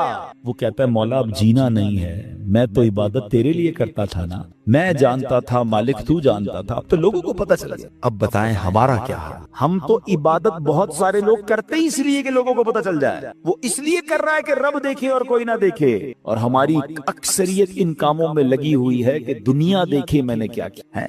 نیکی کر دریا میں ڈال، بچپن میں سنتے تھے، اب نیکی کر سوشل میڈیا پہ ڈال، جو کرنا ہے لوگوں کو بتانا ہے، جو نیکی ہے سب کو بتانا ہے۔ اپنے دل سے پوچھو نا کیوں جی چاہتا ہے کہ میری نیکیاں لوگوں کو پتہ چلے۔ پتہ اخلاص کی تعریف کیا ہے؟ علماء فرماتے ہیں what is the meaning of اخلاص؟ اخلاص اس کو کہتے ہیں کہ بندہ جس طرح اپنے گناہوں کو چھپاتا ہے اس طرح اپنی نیکیوں کو چھپائے۔ بتائیے نا، ہم اس طرح اپنے گناہ، کوئی ہے جو یہاں یہ چاہتا ہو میرے گناہ سب کو پتہ چل جائے؟ کوئی بھی نہیں چاہتا، مگر نیکی سب کو پتہ چلنی چاہیے۔ نہیں، کچھ نیکیاں تو ایسی کیجئے نا جو فقط میں جانوں، میرا رب جانے۔ میں نیکی کرنے کے بعد مجھے کیوں خیال آتا ہے کہ یار سامنے والے کو پتہ تو چلے میں حاجی ہوں، میں حافظ ہوں، میں نمازی ہوں، میں روزہ دار ہوں، میں نے یہ نیکی کی ہے، میں نے فلاں کام کیا، وائی، کیوں؟ اگر دل میں تمنا یہ ہے کہ لوگوں کی واہ واہ ملے گی تو پتہ اس کو ریاکاری کہتے ہیں، اور ریاکاری کو شرک اصغر کہا گیا حدیثوں میں، چھوٹا شرک۔ شرک کس کو کہتے ہیں؟ شرک کے معنی یہ کہ اللہ کی طرح کسی کو عبادت کے لائق سمجھنا، ٹھیک ہے نا، یعنی اللہ کی ذات و صفات میں یا تو کسی کو شریک ماننا یا کسی کو معاذ اللہ کی طرح عبادت کے لائق سمجھنا، یہ شرک ہے، بندہ اسلام سے خارج ہو جائے گا۔ اب اس کو شرک اصغر کیوں کہا گیا؟ کہ بندہ پڑھ تو نماز رہا ہے، رکھ تو روزہ رہا ہے، صدقہ کر رہا ہے، خیرات کر رہا ہے، عبادت اللہ کی کر رہا ہے، مگر دل میں تمنا ہے کہ لوگ راضی ہو جائیں، لوگ خوش ہو جائیں۔ نیت کیا ہے؟ نیت رب کو راضی کرنے کی نہیں، لوگوں کو راضی کرنے۔ اب ہم چیک کر لیں کہ کہیں ایسا تو نہیں کہ شیطان ہمارے اندر یہ وبا داخل کر چکا ہے کہ پہلے تو نیکی نہیں کرنے دیتا، لیکن نیکی کر لے تو پھر چھپانے نہیں دیتا، پھر بچانے نہیں دیتا، پھر ایسی باتیں دل میں لاتا ہے کہ اس کو بھی بتا دے، اس کو بھی بتا دے۔ کیوں؟ ہمارا جی کیوں چاہتا ہے ایک ایک نیکی کی تصویر ہم نے لگانی ہے تاکہ لوگ دیکھیں میں نے یہ چندہ دیا، یہ راشن دیا، یہ فلاں کام کیا۔ میں ویسے آپ کے دل کے دروازے پر دستک دیتے ہوئے ایک سوال کرنا چاہتا ہوں کہ ذرا یہ تو چیک کیجئے، یہ میرے لیے بھی سوال ہے، یہ آپ کے لیے بھی ہے، کہ ہماری ایسی کتنی نیکیاں ہیں جو صرف میں جانوں اور میرا رب۔ اپنے آپ سے پوچھئے گا، اکیلے میں پوچھئے کہ ایسا کیا میں نے کیا ہے نیکی کا کام جو اور کسی کو نہیں پتا، میں جانوں اور میرا رب جانے۔ آپ کو پتہ ہے پہلے کے زمانے زمانے کے کچھ بزرگان دین ایسے ہوتے تھے کہ وہ غریبوں کی مدد کرتے تھے مگر ان غریبوں کو بھی پتہ نہیں چلتا تھا کون مدد کر رہا ہے۔ بعض اوقات ان بزرگوں کا انتقال ہوتا نا تو لوگ کہتے یار وہ ہر مہینے مدد آتی تھی، راشن آتا تھا، اب نہیں آ رہا، تو پتہ چلتا تھا کہ وہ فلاں بزرگ کا وصال ہوا ہے، وہ ہر مہینے مدد کرتے، مگر کبھی انہوں نے نہیں بتایا، پتہ لگنے بھی نہیں دیا۔ اور آج ہم کسی کی مدد کریں تو اس پر احسان جتاتے ہیں، بھائی یاد ہے نا میں نے مدد کی تھی، بھول تو نہیں کہ تیرا ساتھ دیا تھا۔ ہر مہینے اگر کسی کی مدد کر رہے ہیں تو ہر مہینے احسان جتا رہے ہیں، ہر مہینے اس پر روک جاڑ رہے ہیں۔ نہیں میرے پیارے اسلامی، نیکی کیجئے مگر اللہ کے لیے، کچھ ایسی تلاوت، کچھ ایسے نوافل۔ آپ دیکھیں نا تہجد بندہ کب پڑھتا ہے؟ رات کو پڑھتا ہے، بعض اوقات اکیلے میں پڑھتا ہے، جب کوئی نہیں دیکھ رہا، دنیا سو رہی ہے، آپ تہجد پڑھ رہے۔ کیا کمال کا یہ کام ہے کہ میں جانوں رب جانے، مگر شیطان کو صبر نہیں آتا نا، وہ کہتا ہے اس نے تہجد پڑھ لی ہے تو جنت میں چلا جائے گا، اب اس کی تہجد کیسے خراب کروں؟ تو وہ کیا کرتا ہے؟ وہ دل میں خیال ڈالتا ہے کہ ایسا کرو دوسروں کو بتاؤ۔ وہ کیا کرتا ہے؟ صبح اٹھ کے کوئی نہ کوئی بہانہ چاہیے۔ اب کچھ لوگ پتہ ہے کیا کرتے ہیں؟ یار آج بہت تھکا ہوا ہوں۔ خیریت؟ کیوں تھکے ہوئے؟ وہ میں تہجد سے اٹھ جاتا ہوں نا۔ اچھا ماشاءاللہ آپ تہجد بھی پڑھتے ہیں؟ بس اس نے یہ کہنا ہے تو ساڈے دل وچ ٹھنڈ پی گئی کہ انہاں نوں ساری تہجد دا پتہ چل گیا۔ پتہ تو چل گیا، ڈیلیٹ بھی ہو گیا بھائی۔ کیوں پتہ چل گیا؟ کیوں بتانا؟ اللہ کرے یہ بات اس غلام کے اس واقعے سے کیسی بات سیکھنے کو مل رہی۔ اب مالک کو پتہ چل گیا، حالانکہ اس نے نہیں بتا، ہم تو بتاتے ہیں، اس نے بتایا نہیں تھا، یہ تو چھپ کے کر رہا تھا، مگر پتہ چل گیا تو کہتا ہے مولا اب راز ہی کھل گیا تو اب جینے کا کیا؟ ہائے ہائے، غلام تو نہیں کہوں گا، اس آقا کے صدقے اللہ مجھے بھی اخلاص نصیب فرمائے، آپ کو بھی نصیب۔ اچھا اب بات کرتے ہیں سنت رسول، ذکر الہی کی۔ ہائے کیسا کمال کا کام ہے یہ ذکر الہی۔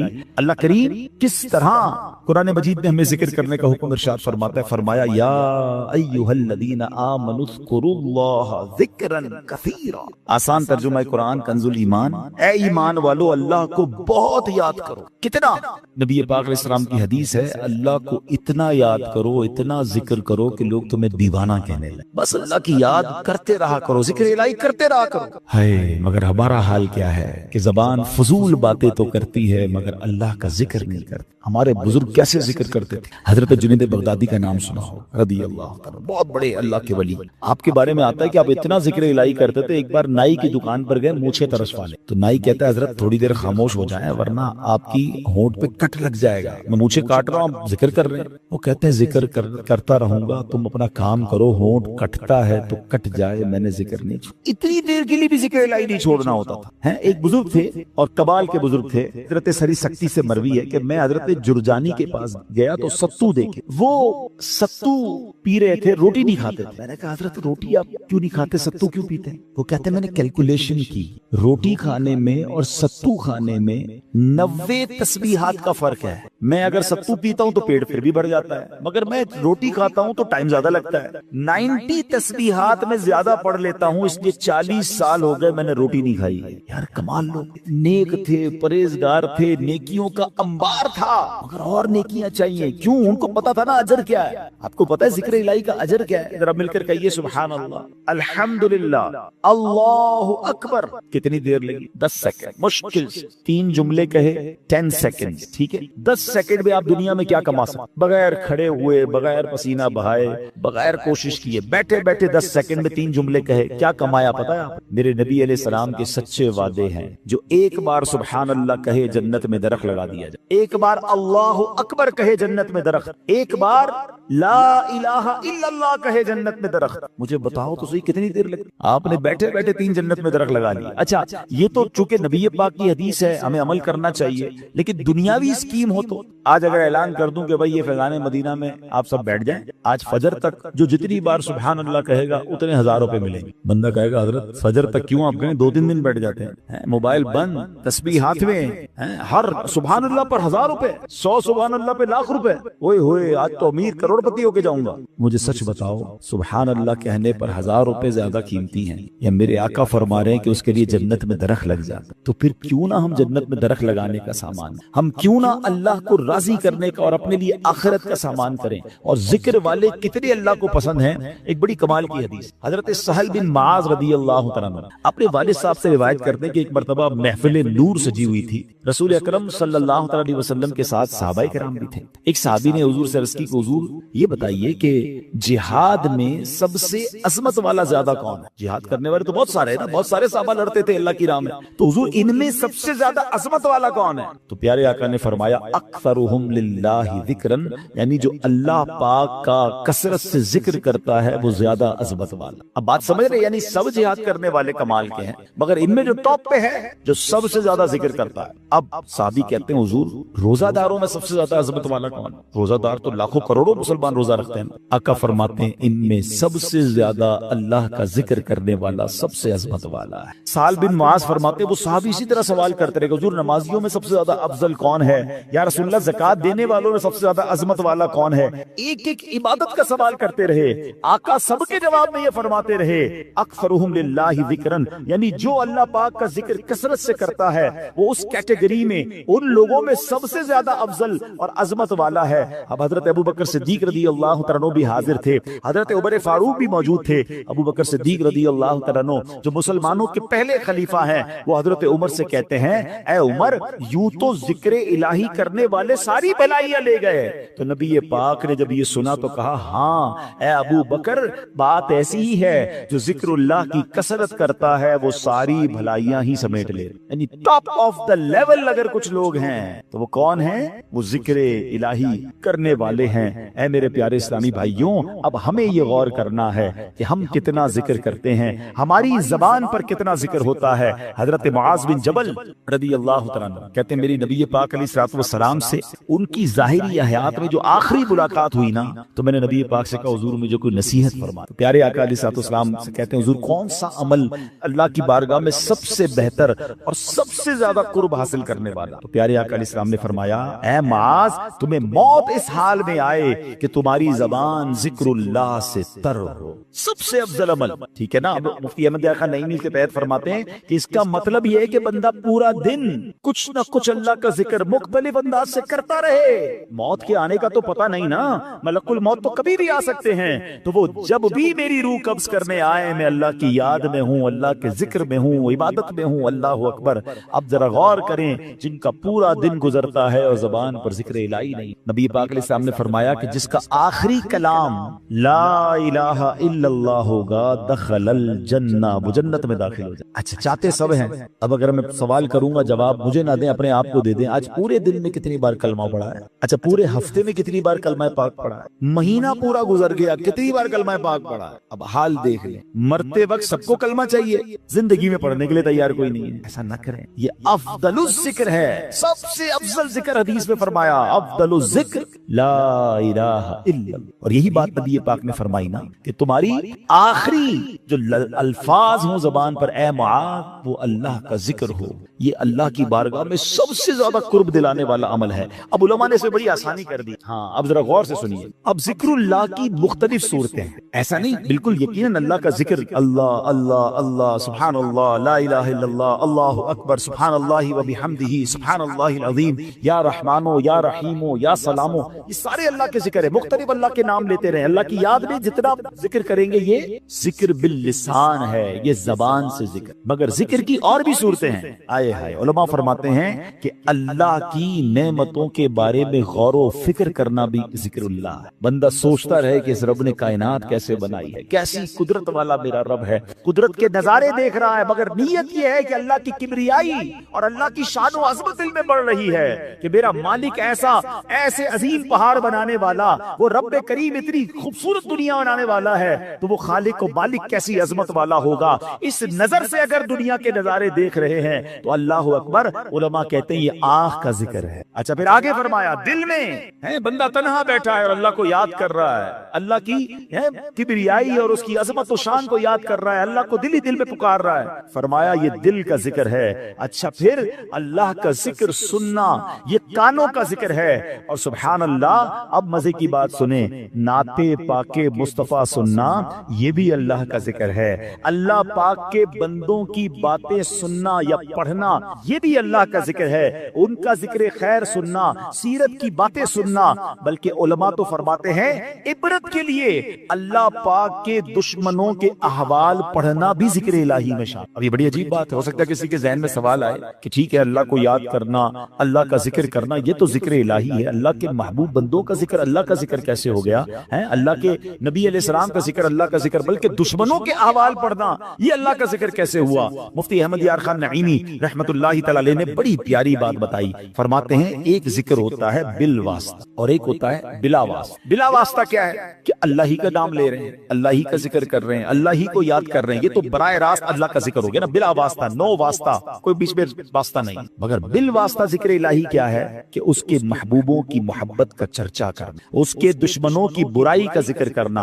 اور وہ کیسے لاجیکلی اب سمجھایا مفتی صاحب نے۔ اب میں آپ سب سے ایک سوال کرتا ہوں، قرآن پاک اللہ کا ذکر ہے کہ نہیں؟ بتائیے، کلام اللہ ہے نا، پورا قرآن ذکر۔ کوئی قرآن پڑھ رہا ہے تو اب یہ تو نہیں کہیں گے معاذ اللہ غلط کام کر رہا ہے، وہ ذکر الہی کر رہا ہے، ہر لمحہ عبادت کر رہا ہے۔ اب قرآن میں کہیں تو اللہ کا نام ہے، کہیں تو اللہ کی کبریائی ہے، کہیں تو اللہ کی قدرت کے نظارے ہیں۔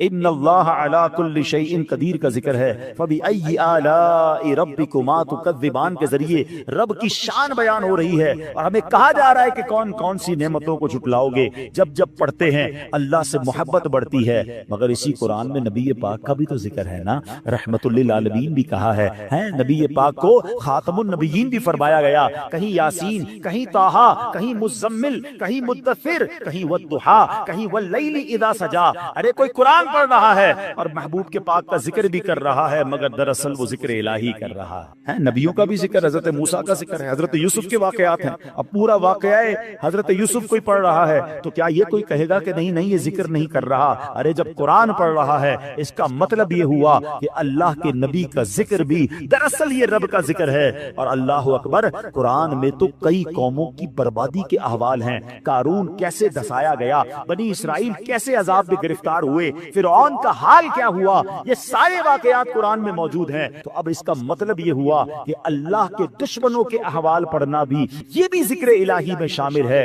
اور یہ ذکر کی محفلیں کتنی کمال کی ہیں، یہ نصیب والوں کو ملتی ہیں۔ دیکھیں نا، جس کردو میں فیضان مدینہ میں اجتماع ہو رہا ہے، کئی لوگوں کو بلایا گیا ہوگا، کئی لوگوں کو دعوت دی ہوگی، کچھ آئے کچھ نہیں آئے۔ یقین کریں جو آئے ہیں نا وہ خود سے نہیں آئے، انہیں بلایا گیا۔ ہاں، میری اور آپ کی اوقات نہیں کہ میں کہوں میں آج اجتماع میں آیا، میں مسجد میں آیا۔ چلے مجھے بتائیں مسجد کس کا گھر ہے؟ ذرا ساتھ جواب بھی دو نا، مسجد کس کا گھر ہے؟ آپ کے گھر میں کوئی بغیر اجازت آ سکتا ہے؟ آپ کا دروازہ کھٹکھٹائے کہ حضرت آج میں آپ کے گھر میں رہوں گا، آپ کون ہے بھائی؟ میں نہیں جانتا، میرے گھر میں کیسے آئیں گے؟ اجنبی ہیں؟ آپ کے گھر میں کون آتا ہے؟ جس کو آپ بلاتے ہیں۔ اللہ کے گھر میں بغیر بلائے کیسے کوئی آ سکتا ہے؟ ہم سب کو بلایا گیا، ہمیں موقع دیا گیا ہے، ہمیں سعادت دی گئی ہے۔ اور سنو، اللہ کے گھر میں آتے رہا کرو۔ کئی لوگ پورا ہفتہ نہیں آتے، جمعے کی نماز پڑھتے ہیں، باقی پورا ہفتہ نہیں آتے۔ وہ غور کریں کہ ایسا کیا گناہ ہو گیا کہ میرا رب مجھے کیوں نہیں بلاتا، روز 5 وقت مہمان کیوں نہیں بنتا؟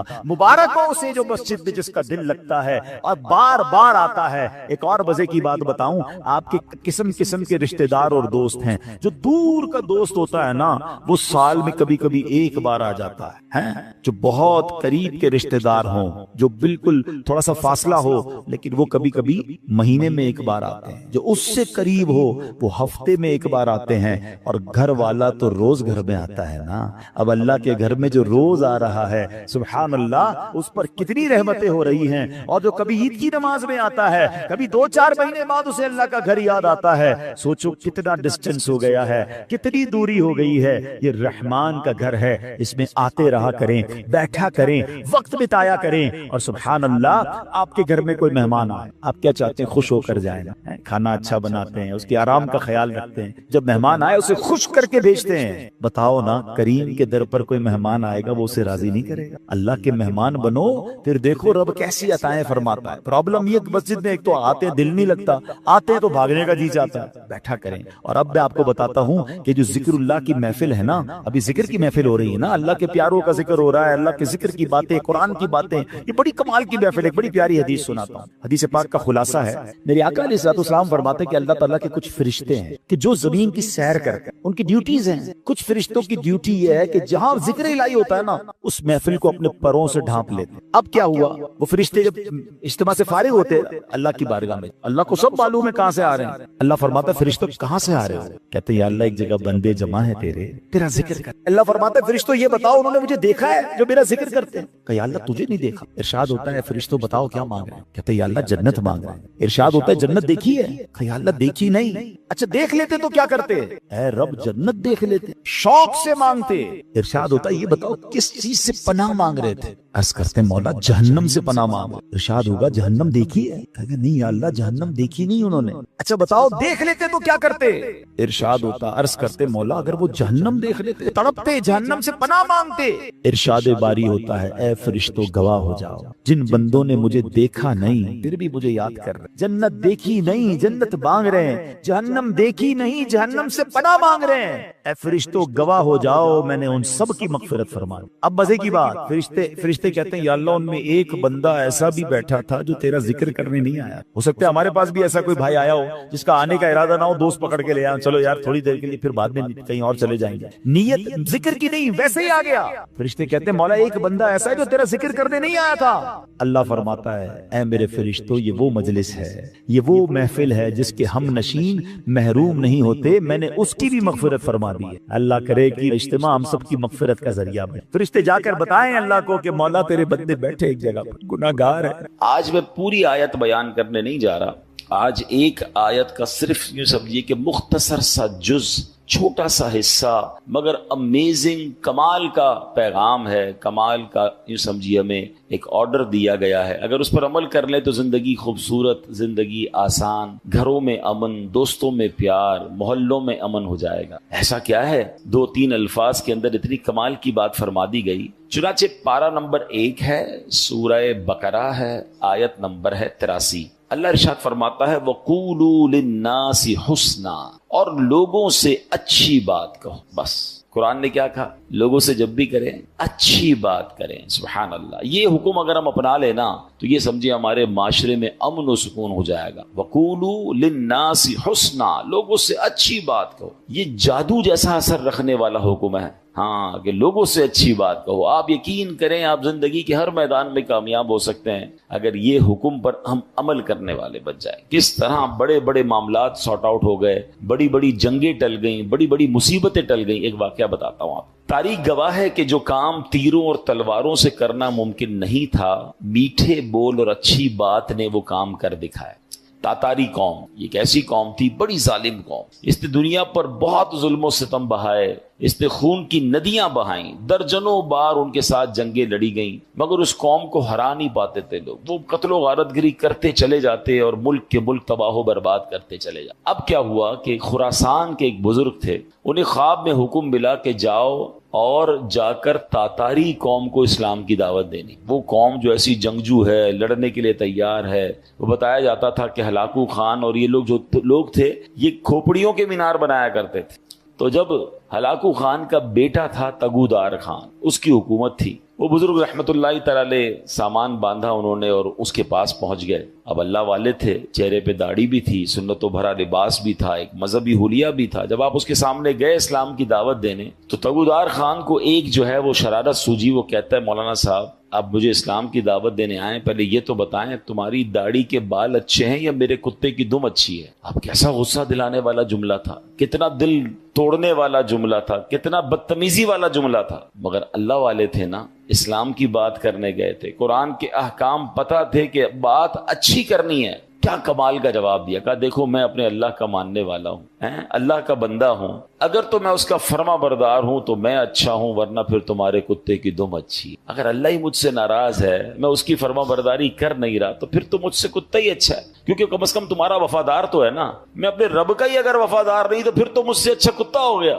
اب ایک اتنی بڑی مذہبی شخصیت سے, ایسے مذہبی حلیے والے سے ایسا جواب سنا, بدتمیزی کے مقابلے میں رپلائی کیا ملا, اچھا سافٹ اور حکمت بھرا. تو جب یہ میٹھے بول اس نے سنے نا تو تگودار خان کے دل پر اثر کر گئے. اس پر جو شرارت کا بھوت سوار تھا وہ اتر گیا. اب وہ نرمی سے بولا اب تو آپ میرے مہمان ہیں, میرے پاس قیام فرمائیں. چنانچہ وہ بزرگ جو تھے وہ تگودار خان کے یہاں رہنے لگے. روزانہ رات کو وہ ان کے پاس آتا, بزرگوں نے پیاری پیاری باتیں بتاتے, اسلام کی تعلیمات بتاتے, نبی پاک کے واقعات سناتے, اور ایک بار ایسا وقت آیا کہ وہ تگودار خان جو ہلاکو خان کا بیٹا اور تاتاری قوم جو ظلم و ستم کی آندیاں بہاتی تھی، جن سے تلواروں سے کوئی جیت نہیں سکتا تھا، آخر کار کلمہ پڑھ کر مسلمان ہو گیا اور نبی پاک علیہ الصلوۃ والسلام کا شیدائی بن گیا۔ اس کے نتیجے میں پھر تاتاری قوم بھی مسلمان ہو گئی۔ اللہ اکبر۔ یوں میٹھے بول کی برکت سے خوخار قوم جو تھی، جو تلواروں سے زیر نہ آئی، وہ اچھی بات اور اچھی طریقے سے گفتگو کرنے کی وجہ سے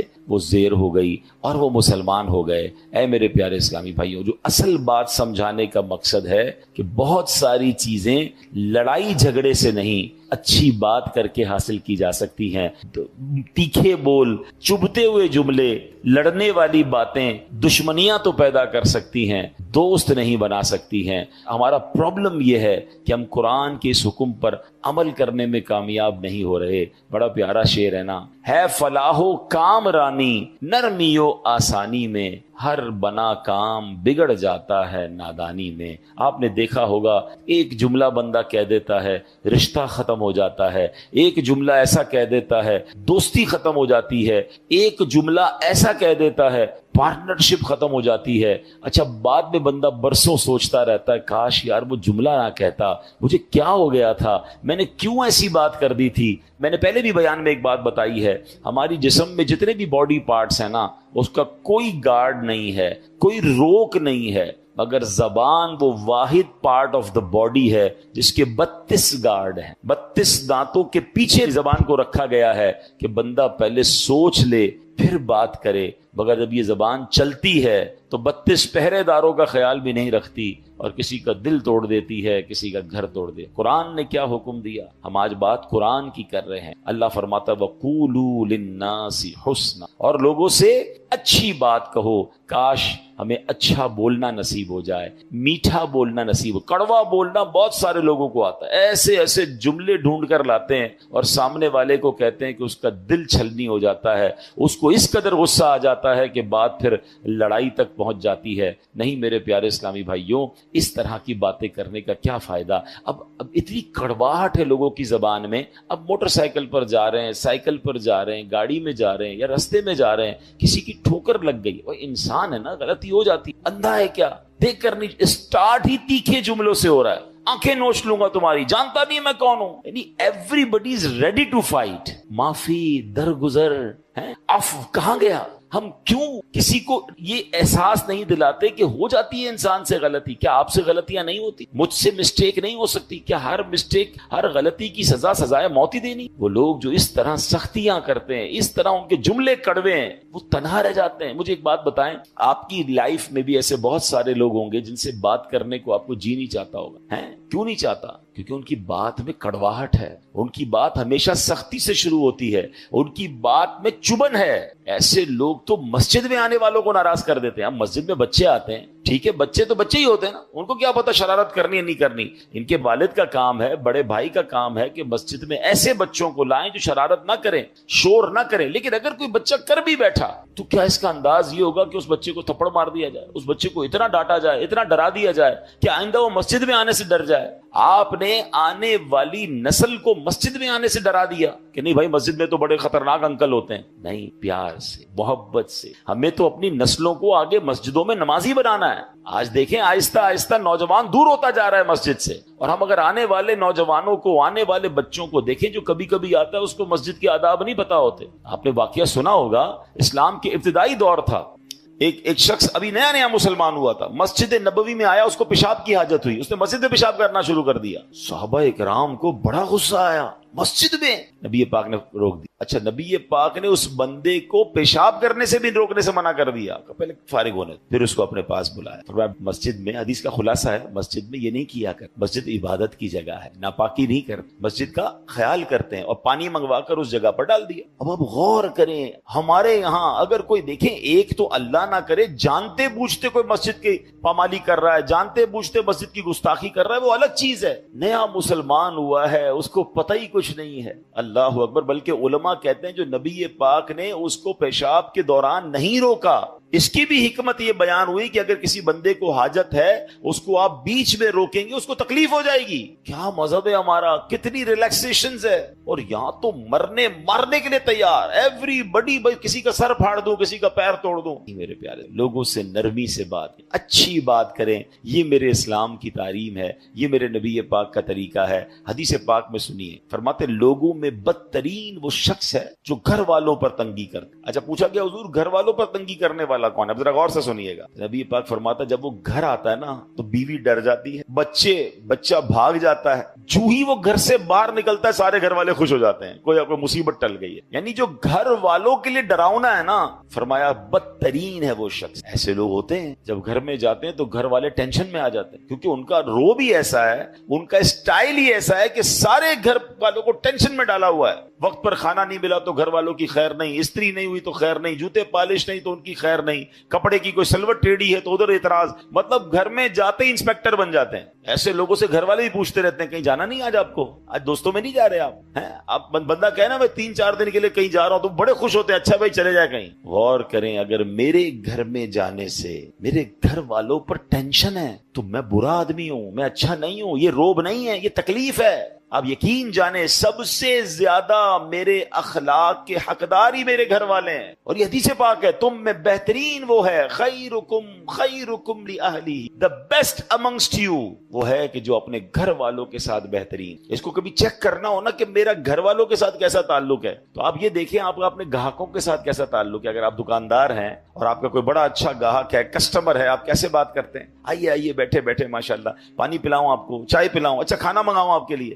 کبھی یہ انداز اپنے ماں باپ کے ساتھ اپنے بیوی بچوں کے ساتھ یہ پیار والی باتیں کی؟ اچھا اس کے بعد سیکنڈ نمبر پر دوستوں کے ساتھ کیسا تعلق ہے؟ او بھائی دوست کو کھانا بھی کھلائیں گے, چائے بھی پلائیں گے, رات بھر اس کے ساتھ رہیں گے, کہیں مصیبت میں دوست آ گیا تو ہم حاضر. ان دونوں کیٹیگریز یعنی چاہے وہ کسٹمرز ہوں چاہے وہ آپ کے فرینڈز ہوں, ان دونوں سے زیادہ حقدار کون ہے؟ وہ گھر والے. گھر والے باپ رے باپ ٹینشن میں, تکلیف میں, بندہ اچھا نہیں. آقا نے کیا فرمایا؟ لوگوں میں بدترین وہ ہے جو گھر والوں کے لیے تنگی کا. مزہ پتہ ہے کیا ہے؟ اچھا ایک اور ٹیسٹر ہے, کبھی چاہیں چیک کرنا چاہیں, کیونکہ گھر والے کبھی بھی نہیں بتائیں گے. خاص طور پہ اس کو کیسے بتا سکتے ہیں جو اتنا سخت ہے کہ آپ کی وجہ سے ہم تکلیف میں, اور تکلیف بڑھ جائے گی, اس تو چھوڑنا ہی نہیں ہے. اب اگر بندے کو خود چیک کرنا ہے, جگرا بڑا ہے کہ یار کہیں میں ایسا ہوں تو نہیں, کیونکہ بعض اوقات برے آدمی کو یہ بھی نہیں پتا ہوتا کہ میں برا ہوں, اس کو لگتا ٹھیک ہی تو ہے بھائی, سختی نہیں کریں گے تو گھر والے بگڑ جائیں گے. بھائی کیا سختی سے ہی سدھارا جا سکتا ہے, پیار سے نہیں سدھارا جا سکتا. میں ایک ایگزامپل دیتا ہوں. ایک والد ہے جو گھر میں داخل ہوتا ہے اور بچے کہتے ہیں جلدی سو جاؤ ابو آ گئے ہیں, ڈر گئے ہیں نا, رضائی میں گھس جاتے ہیں, ابو سے ملاقات ہی نہیں کرنی کیونکہ ابو ملنا ہے, اور ابو نے جناب اب سارے دن کی کارکردگی لینی ہے, ڈنڈا ہاتھ میں پکڑنا ہے اور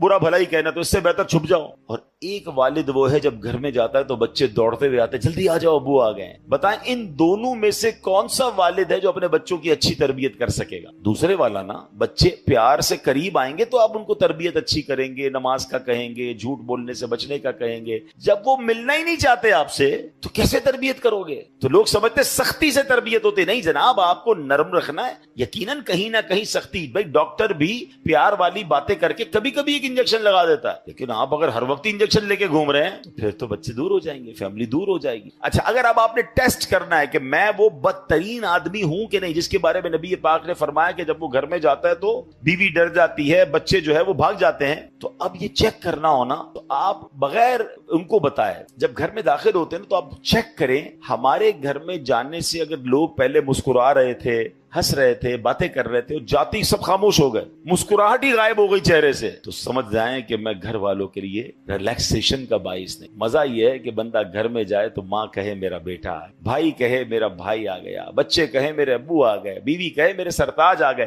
ایوری بڈی بیکم ریلیکس جب آپ گھر کے اندر داخل ہو. یہ میری اور آپ کی ذمہ داری ہے. اسلام ہمیں اس بات کا درس دیتا ہے. ہم باہر بڑے خوش اخلاق اور گھر میں شیر ببر بن کر پھرتے ہیں, یہ اسلام نہیں. آگے چل, سبحان اللہ. اب روب کے بارے میں لوگ کہتے ہیں روب ہونا چاہیے. آئیے میں بتاتا ہوں نبی پاک کا روب کیسا تھا اور پیارے آقا کا اخلاق کیسے. حدیث پاک میں ہے ایک آدمی 2 مہینے تک سفر کرے, یعنی اتنا دور پہنچ جائے فرمایا اتنا دور بھی اگر کوئی ہوگا تو نبی پاک کے مبارک روب کا عالم یہ ہے کہ 2 مہینے دور سفر کر کے بھی جہاں پہنچا ہے وہاں بھی اس کے دل پر نبی پاک کا روب طاری ہو جائے گا، اتنا روب تھا، ٹھیک ہے؟ مگر انداز مبارک کیسا تھا، نرمی کا عالم کیسا تھا۔ حضرت انس رضی اللہ تعالیٰ فرماتے ہیں میں 10 سال نبی پاک کی خدمت میں رہا، پیارے آقا کے یہاں خدمتگار کی حیثیت سے رہے۔ کہتے ہیں 10 سالوں میں نبی پاک نے ایک بار بھی نہیں فرمایا تم نے کام کیا ہے یا تم نے یہ کام کیوں نہیں کیا۔ اپنے ملازم کو، اپنے خادم کو یہ نہیں فرماتے تھے۔ روب کا عالم یہ ہے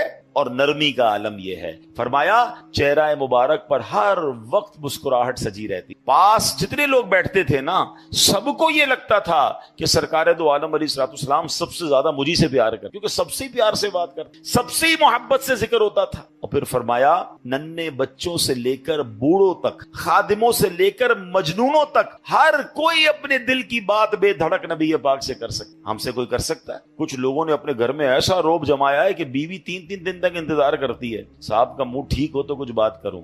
بلکہ اب تو ڈیجیٹل میڈیا ہے، پہلے تو سنا ہے اب گھر والے پہلے مارکیٹ کا ریٹ معلوم کرتے ہیں کہ مارکیٹ ٹھیک ہے تو بات کریں ورنہ نقصان میں جا رہے ہیں تو ہماری خیر نہیں ہے، مارکیٹ ڈاؤن ہے تو گھر والوں نے، ہمارے شوہر نے ہم پر ہی غصہ کرنا ہے۔ کمال ہے یار، ہمارے گھر والوں کا مارکیٹ سے کیا تعلق ہے؟ اگر کاروبار میں نقصان ہو رہا ہے تو گھر والوں پر غصہ کس بات کا ہے؟ یہ آپ کا میٹر ہے، باہر کے مسائل آپ کے ہیں۔ اچھا کاروبار میں فائدہ ہوتا تو کیا گھر والوں کے ساتھ کوئی بہت زیادہ بھلائی شروع کر دیتے ہیں؟ وہ بتاتے بھی نہیں گھر والوں کو، بتائیں گے تو خرچہ شروع کر دیں گے۔ سارے نقصان، سارے پرابلم کا ملبہ گھر والوں پہ ڈالنا ہے۔ بچے ڈر رہے ہوتے ہیں ابو کا موڈ آج ٹھیک نہیں ہے، بات نہیں کرنی، ملازم ڈر رہا ہوتا ہے کہ سیٹھ صاحب کا آج کل موڈ ٹھیک نہیں، 2 دن بعد بات کریں گے۔ ایسا کیوں؟ نبی پاک سے جو جس وقت چاہتا بات کرتا، بے دھڑک بات کرتا۔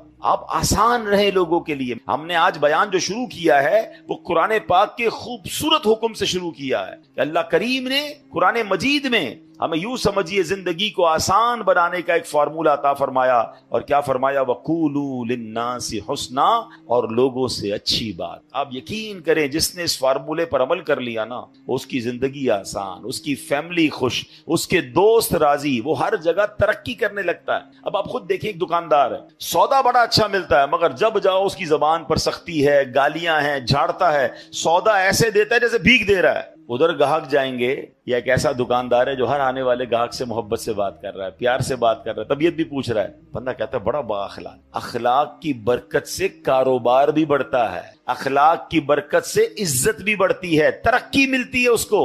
ایک ہی ادارے میں 2 بندے جاب کر رہے ہیں، ایک سب سے دوستی، پیار، محبت، ٹیک کیئر کرنے والا، اور ایک سب سے لڑنے والا، بتاؤ ترقی کس کو ملے گی؟ با اخلاق کو ترقی۔ یعنی یہ کہ وَقُولُوا لِلنَّاسِ حُسْنًا، لوگوں سے اچھی بات کہو، یہ آپ کے کاروبار میں ترقی کروا دے گا، یہ آپ کی نوکری میں ترقی کروائے گا، یہ آپ کی عزت میں ترقی کروائے گا، یہ آپ کے فیملی میں محبتوں کو بڑھائے گا۔ یہ ایک چھوٹا سا حکم جو ہے نا وہ میری پوری لائف کو آسان کر سکے، لیکن لوگوں کو یہ بات سمجھ نہیں آتی۔ کچھ لوگوں کے منہ سے پھول جھڑتے ہیں اور کچھ لوگوں کے زبان سے انگارے جھڑتے، انہیں احساس نہیں ہو رہا کہ میں کتنوں کا دل توڑ رہا ہوں، کتنوں کو تکلیف پہنچا رہا ہوں۔ کاش یہ بات ہمیں سمجھ آ جائے۔ میرے پیارے اسلامی بھائیوں، اب ایک اور واقعہ سنیے، نبی پاک کے سمجھانے کا انداز، ایک ہمارے سمجھانے کا انداز۔ پتہ نہیں ہے نماز کیسے پڑھتے ہیں، پتہ نہیں ہے تلاوت کیسے کرتے ہیں، پتہ نہیں مسجد کا ادب کیا ہے، ایسے ڈانٹ کے سمجھائیں گے کہ بندہ پہلے ڈر جائے۔ اب پیارے آقا علیہ الصلوۃ والسلام کا دور ہے اور وہ حضرت معاویہ بن حکم سلمی رضی اللہ عنہ صحابی رسول ہیں،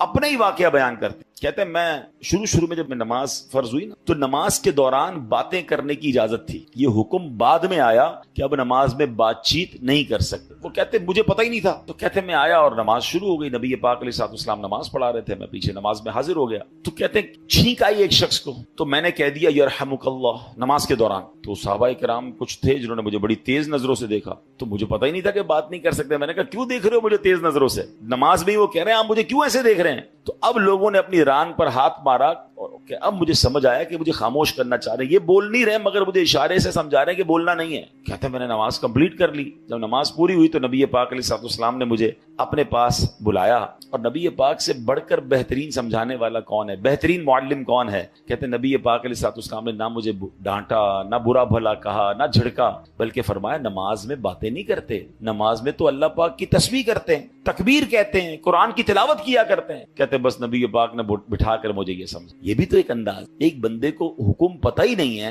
اور آپ جناب اس پر چڑھ دوڑیں, یہ نہیں ہو. خاص طور پر اگر آپ نے اسلام کی بات سکھانی, دین سکھانا ہے, پہلے ایک بات سمجھیے, اگر آپ اپنے بچوں کو نمازی بنانا چاہتے ہیں, قرآن پڑھانا چاہتے ہیں, یا آپ کسی نیکی کے کام کو پھیلانا چاہتے ہیں, تو ایک بار یاد رکھیں کہ آپ اچھا کر رہے ہیں تو کوئی ہے جو اس کو بگاڑنا بھی چاہتا ہے. جب بھی بندہ اللہ رسول کی بات کرے گا نا, تو اس کی مائنڈ میں ہونا چاہیے میرا ایک دشمن ہے جو اس بندے کو دین کی طرف نہیں آنے دینا چاہ رہا, کیونکہ شیطان تو کبھی بھی نہیں چاہے گا نا. یعنی آپ سارے ماشاءاللہ جو مسجد میں آئے ہیں نا, تو ایک طاقت تھی جو آپ کو روکتی رہی اور آپ اس کو یوں سمجھے چیرتے ہوئے آ گئے مسجد میں. ماشاءاللہ ایمان مضبوط تھا. لیکن ایسا کئی لوگوں کے ساتھ ہوتا ہے جو گھر سے نکلتے ہیں مسجد کے لیے, شیطان پہنچنے نہیں دیتا, یار اگلی بار جائیں گے, آج گرمی بڑی ہے, چلو یار آج رہنے دو. گھر سے نکلا تھا حالانکہ نماز کے لیے, مگر شیطان نے بدل دیا. تو آلویز جو دین کا داعی ہے اسے یہ سوچنا ہوگا, جو کسی کی اصلاح کرنا چاہتا ہے اس کو یہ سوچنا ہوگا کہ میں اصلاح کرنا چاہتا ہوں, شیطان دور کرنا چاہتا ہے.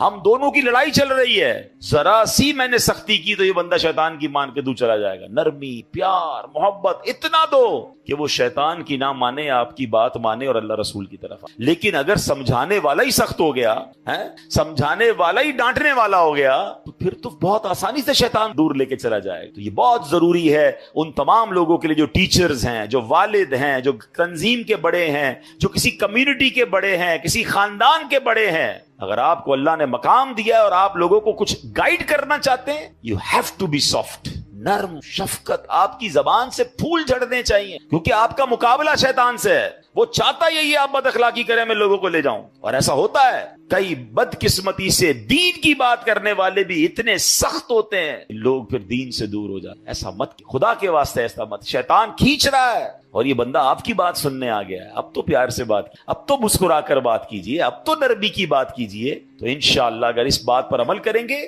تو اللہ نے چاہا زندگی میں بڑی ترقیاں اور بڑی کامیابیاں ملیں گی. اعلیٰ حضرت امام اہل سنت فرماتے ہیں, اعمال میں ہدایت نرمی سے چاہیے کہ سختی سے ضد نہ بڑھے. اللہ کرے یہ بات ہمیں سمجھ آ جائے. اچھا, بالکل اسی طرح کسی کو سمجھانا ہے, اس میں بھی بڑی غلطی ہوتی ہے. سب کے سامنے لوگ سمجھاتے ہیں, یہ میرا بیٹا جو ہے نا, اچھا رشتہ دار آئے ہیں گھر پہ, مہمان آئے ہیں, اور ان کے سامنے کہہ رہے ہیں یہ بیٹا میری بات مانتا نہیں ہے, بہت تنگ کرتا ہے, ذرا آپ بھی اسے سمجھا دیں. کیا اب وہ سمجھے گا آپ کی بات؟ سب کے سامنے آپ نے ذلیل کر دیا. بلکہ ہمارے ساتھ بھی ہوتا ہے کہ کسی بزرگ, کسی عالم دین کے پاس اپنے بیٹے کو لے کر لائن میں لگ کر آتے ہیں اور کہتے ہیں میرا بیٹا بڑا شرارتی ہے, مجھے بہت تنگ کرتا ہے, آپ ذرا اس کو سمجھا دیں. آپ سوچیں, آپ نے اس بیٹے کو اس دیندار آدمی کے سامنے ذلیل کر دیا, وہ کیسے اپنے باپ سے محبت کرے گا؟ ہونا کیا چاہیے تھا, والد آ کر کہتا میرا بڑا پیارا بیٹا, حضرت اس کے لیے دعا کر. یہ بھی تو ہو سکتا ہے, دعا ہی کروانی تھی, اس کی برائی کرنا ضروری ہے سب کے سامنے. اور ہو سکتا ہے آپ کا یہ جملہ بیٹے کے دل میں آپ کے لیے نرمی ڈال دے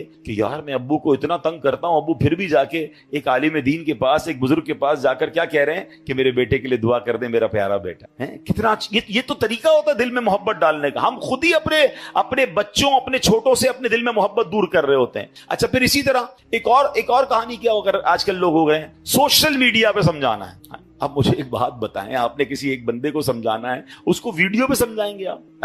اب ویڈیو پہ آپ سمجھا رہے ہیں تو ہو سکتا ہے اس کو ضد ہو جائے. اچھا, آپ نے اس کو سمجھایا یا اس کی کوئی برائی بتائی اور اس نے وہ برائی ختم کر بھی لی, تو یہ ہزاروں لاکھوں لوگوں کو آپ نے اس کی برائی بتائی, اس کا عذاب کس پر ہے, اس کا گناہ کس پر؟ یہ کون سا طریقہ ہے کہ آپ کو کسی فرد سے پرابلم ہے اور آپ اس کو سوشل میڈیا پہ سمجھا رہے ہیں, ویڈیو کے ذریعے سمجھا رہے ہیں؟ یہ تو عجیب ہو گیا, یہ دشمنی بڑھانے والی بات ہے, یہ شیطان کو خوش کرنے والی بات ہے. اللہ کرے کہ یہ لوگوں کو بات سمجھ آ جائے کہ ایک جملہ یاد کر لی, جس نے کسی کو سب کے سامنے سمجھایا اس نے اس کو ذلیل, اور جس نے کسی کو اکیلے میں سمجھایا اس نے اس کو زینت بخشی. ہاں, اگر پیار ہے نا کسی سے, سمجھانا ہے تو اکیلے میں. حضرت آپ نے پرچی لکھ دیں, میسج کر دیں کہ یہ آپ کے بیان میں پرابلم تھا, یہ آپ کے انداز میں پرابلم تھا, یا کوئی بھی آپ کی فیملی کا ایشو ہے, آپ کے دوستوں میں ایشو ہے, ذرا اکیلے میں آپ سے بات کرنی پیار سے. اچھا, اس میں بھی ایک انداز اختیار کیا جا سکتا ہے کہ آپ نے اس دن جو یہ بات کہی تھی, شاید ہو سکتا ہے میرے سننے میں غلطی ہوئی ہو, اگر ایسا کہا تھا تو ایسا نہیں کہنا چاہیے. پیارے بھائی ناراض مت ہوئی ہوگا, یہ بھی تو ایک انداز ہے نا.